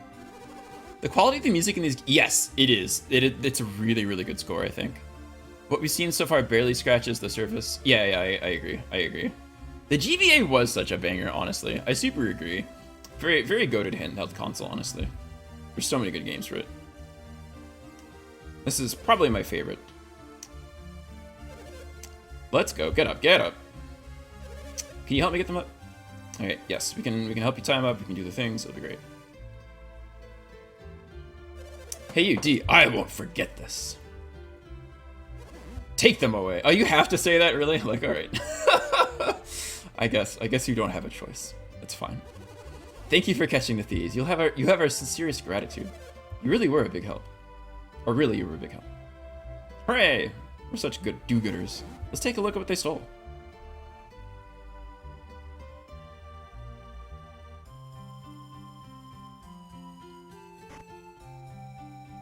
Found the mayor's precious urn. My precious urn has been returned. Wow. Found a gold statue. That belongs... They stole from our sanctum. Those monsters. The town's treasures. They're back at last. There was also a thread where, like, the armor and weapon shop people had a bunch of their stuff stolen. I think if you really look into it, they don't actually stock more stuff after you get these thieves, so I don't know what's up with that. Maybe they were just display models that were taken. It's not clear. Oh, Dodonpa wouldn't miss an opportunity like that. I'm certain that your thank you, Jiggermousey, that your Mouser is kidnapped. How can I rescue Master Hammett? No one can enter once the gates are closed. Or nor. What will happen to Master Hammett? Calm down, Ivan. Master Hammett's probably still alive and unharmed. Dodonpa knows that he can use Hammett to extort a ransom from Kaler. We can't do much until Dodonpa makes his move, but at least we know Hammett's safe. For now.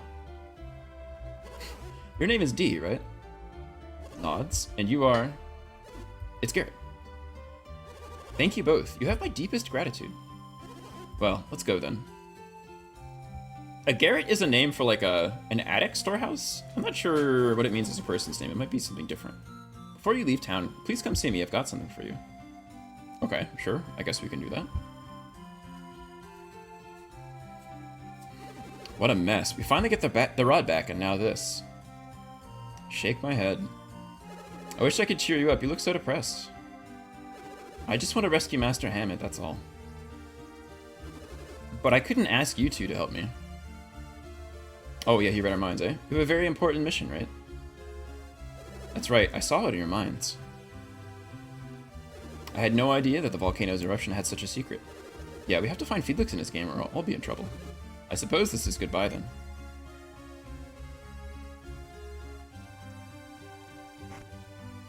It's a very strange rod. I haven't got the shaman's rod. I love my little babies. They're so cute. I shall never forget this town's hospitality. I don't know if that's like a joke because they like stole from him, but anyway, I wish you all the best. Well, I guess we better get moving too. Alright. This is about where we're gonna call it. I guess we'll talk to the mayor. Because I guess he had something for us. I'm not sure which house that is. Maybe that's... Okay, it's not this one. We also probably need to go buy some herbs. Because we used a lot of items in that battle. We have we have 3 herbs left. And it's like one of our primary ways to heal people at the moment. Because we're very underleveled, we need healing pretty badly. Let's talk to him. You were such a great help, T. Allow us to show you our gratitude like we promised. Some water of life. Let's go, dude. You're heading up on the Goma Range by any chance? We are. I think so. Look for a cave in the mountains of Goma Range northeast of us. Once you've passed it, you'll reach Bilibin. Mind you, I think if one were to get themselves too wrapped up in the music, they'd probably never leave Vale. It's so chill. It really is. That's lovely. I was saying earlier, there's a jazz piece that I think that the Vale piece is based on, but I could not remember the name of it. Welcome in. We have just the... Yeah, it's true. They really do. We're gonna buy a whole bunch of these things. We have 2 characters, and we'll probably give these to Garrett, right? Because our left character can heal. So I'm gonna buy at least 5 of these, maybe more. 5, 6. What do I think? I don't want to spend too much money because we're gonna need this cash like pretty soon. So we're gonna fight first the lizard fight. Then we're gonna route back down to Forge. Then we're gonna go to the Treachery at least once to buy and sell something. And then we're gonna fight Breeze in the Treachery. So the things that we'll need the herbs for will maybe be the Forge fight. And maybe the lizard fight? Okay, so I think I'll buy at least 4 of these things. Okay, that's it for now. We're basically gonna give these all to Garrett, cause yeah, we just don't need them on D. D has a healing ability right now already. All right, I think that's what we're gonna call it today. That was a pretty healthy chunk. We fought our first battle, which is very exciting. We can take a look at where our stats have shown up since then, right? We instantly gain 2 levels on D and gain 1 level on Garrett. So the next fight that we take, I think Garrett's gonna get a level as well, and we might get one from D. We're gonna get Ivan back in a second, who comes back at level 4. And then we're gonna immediately go and get a different character who will come in at level 10. So the game makes a lot of expectations about where our level ought to be, that are all very, very wrong. But it's sort of delightful to see the strange differences there. I think, but for now, we'll be heading out. And let's see some Paper Mario. This will be delightful. Mel Loves Games is doing Paper Mario: The 1,000-Year Door on Switch from that new release. So everybody, please go on and say hi, and thank you so much for hanging out. I'll continue up with this probably next week, but we do have to get out of here.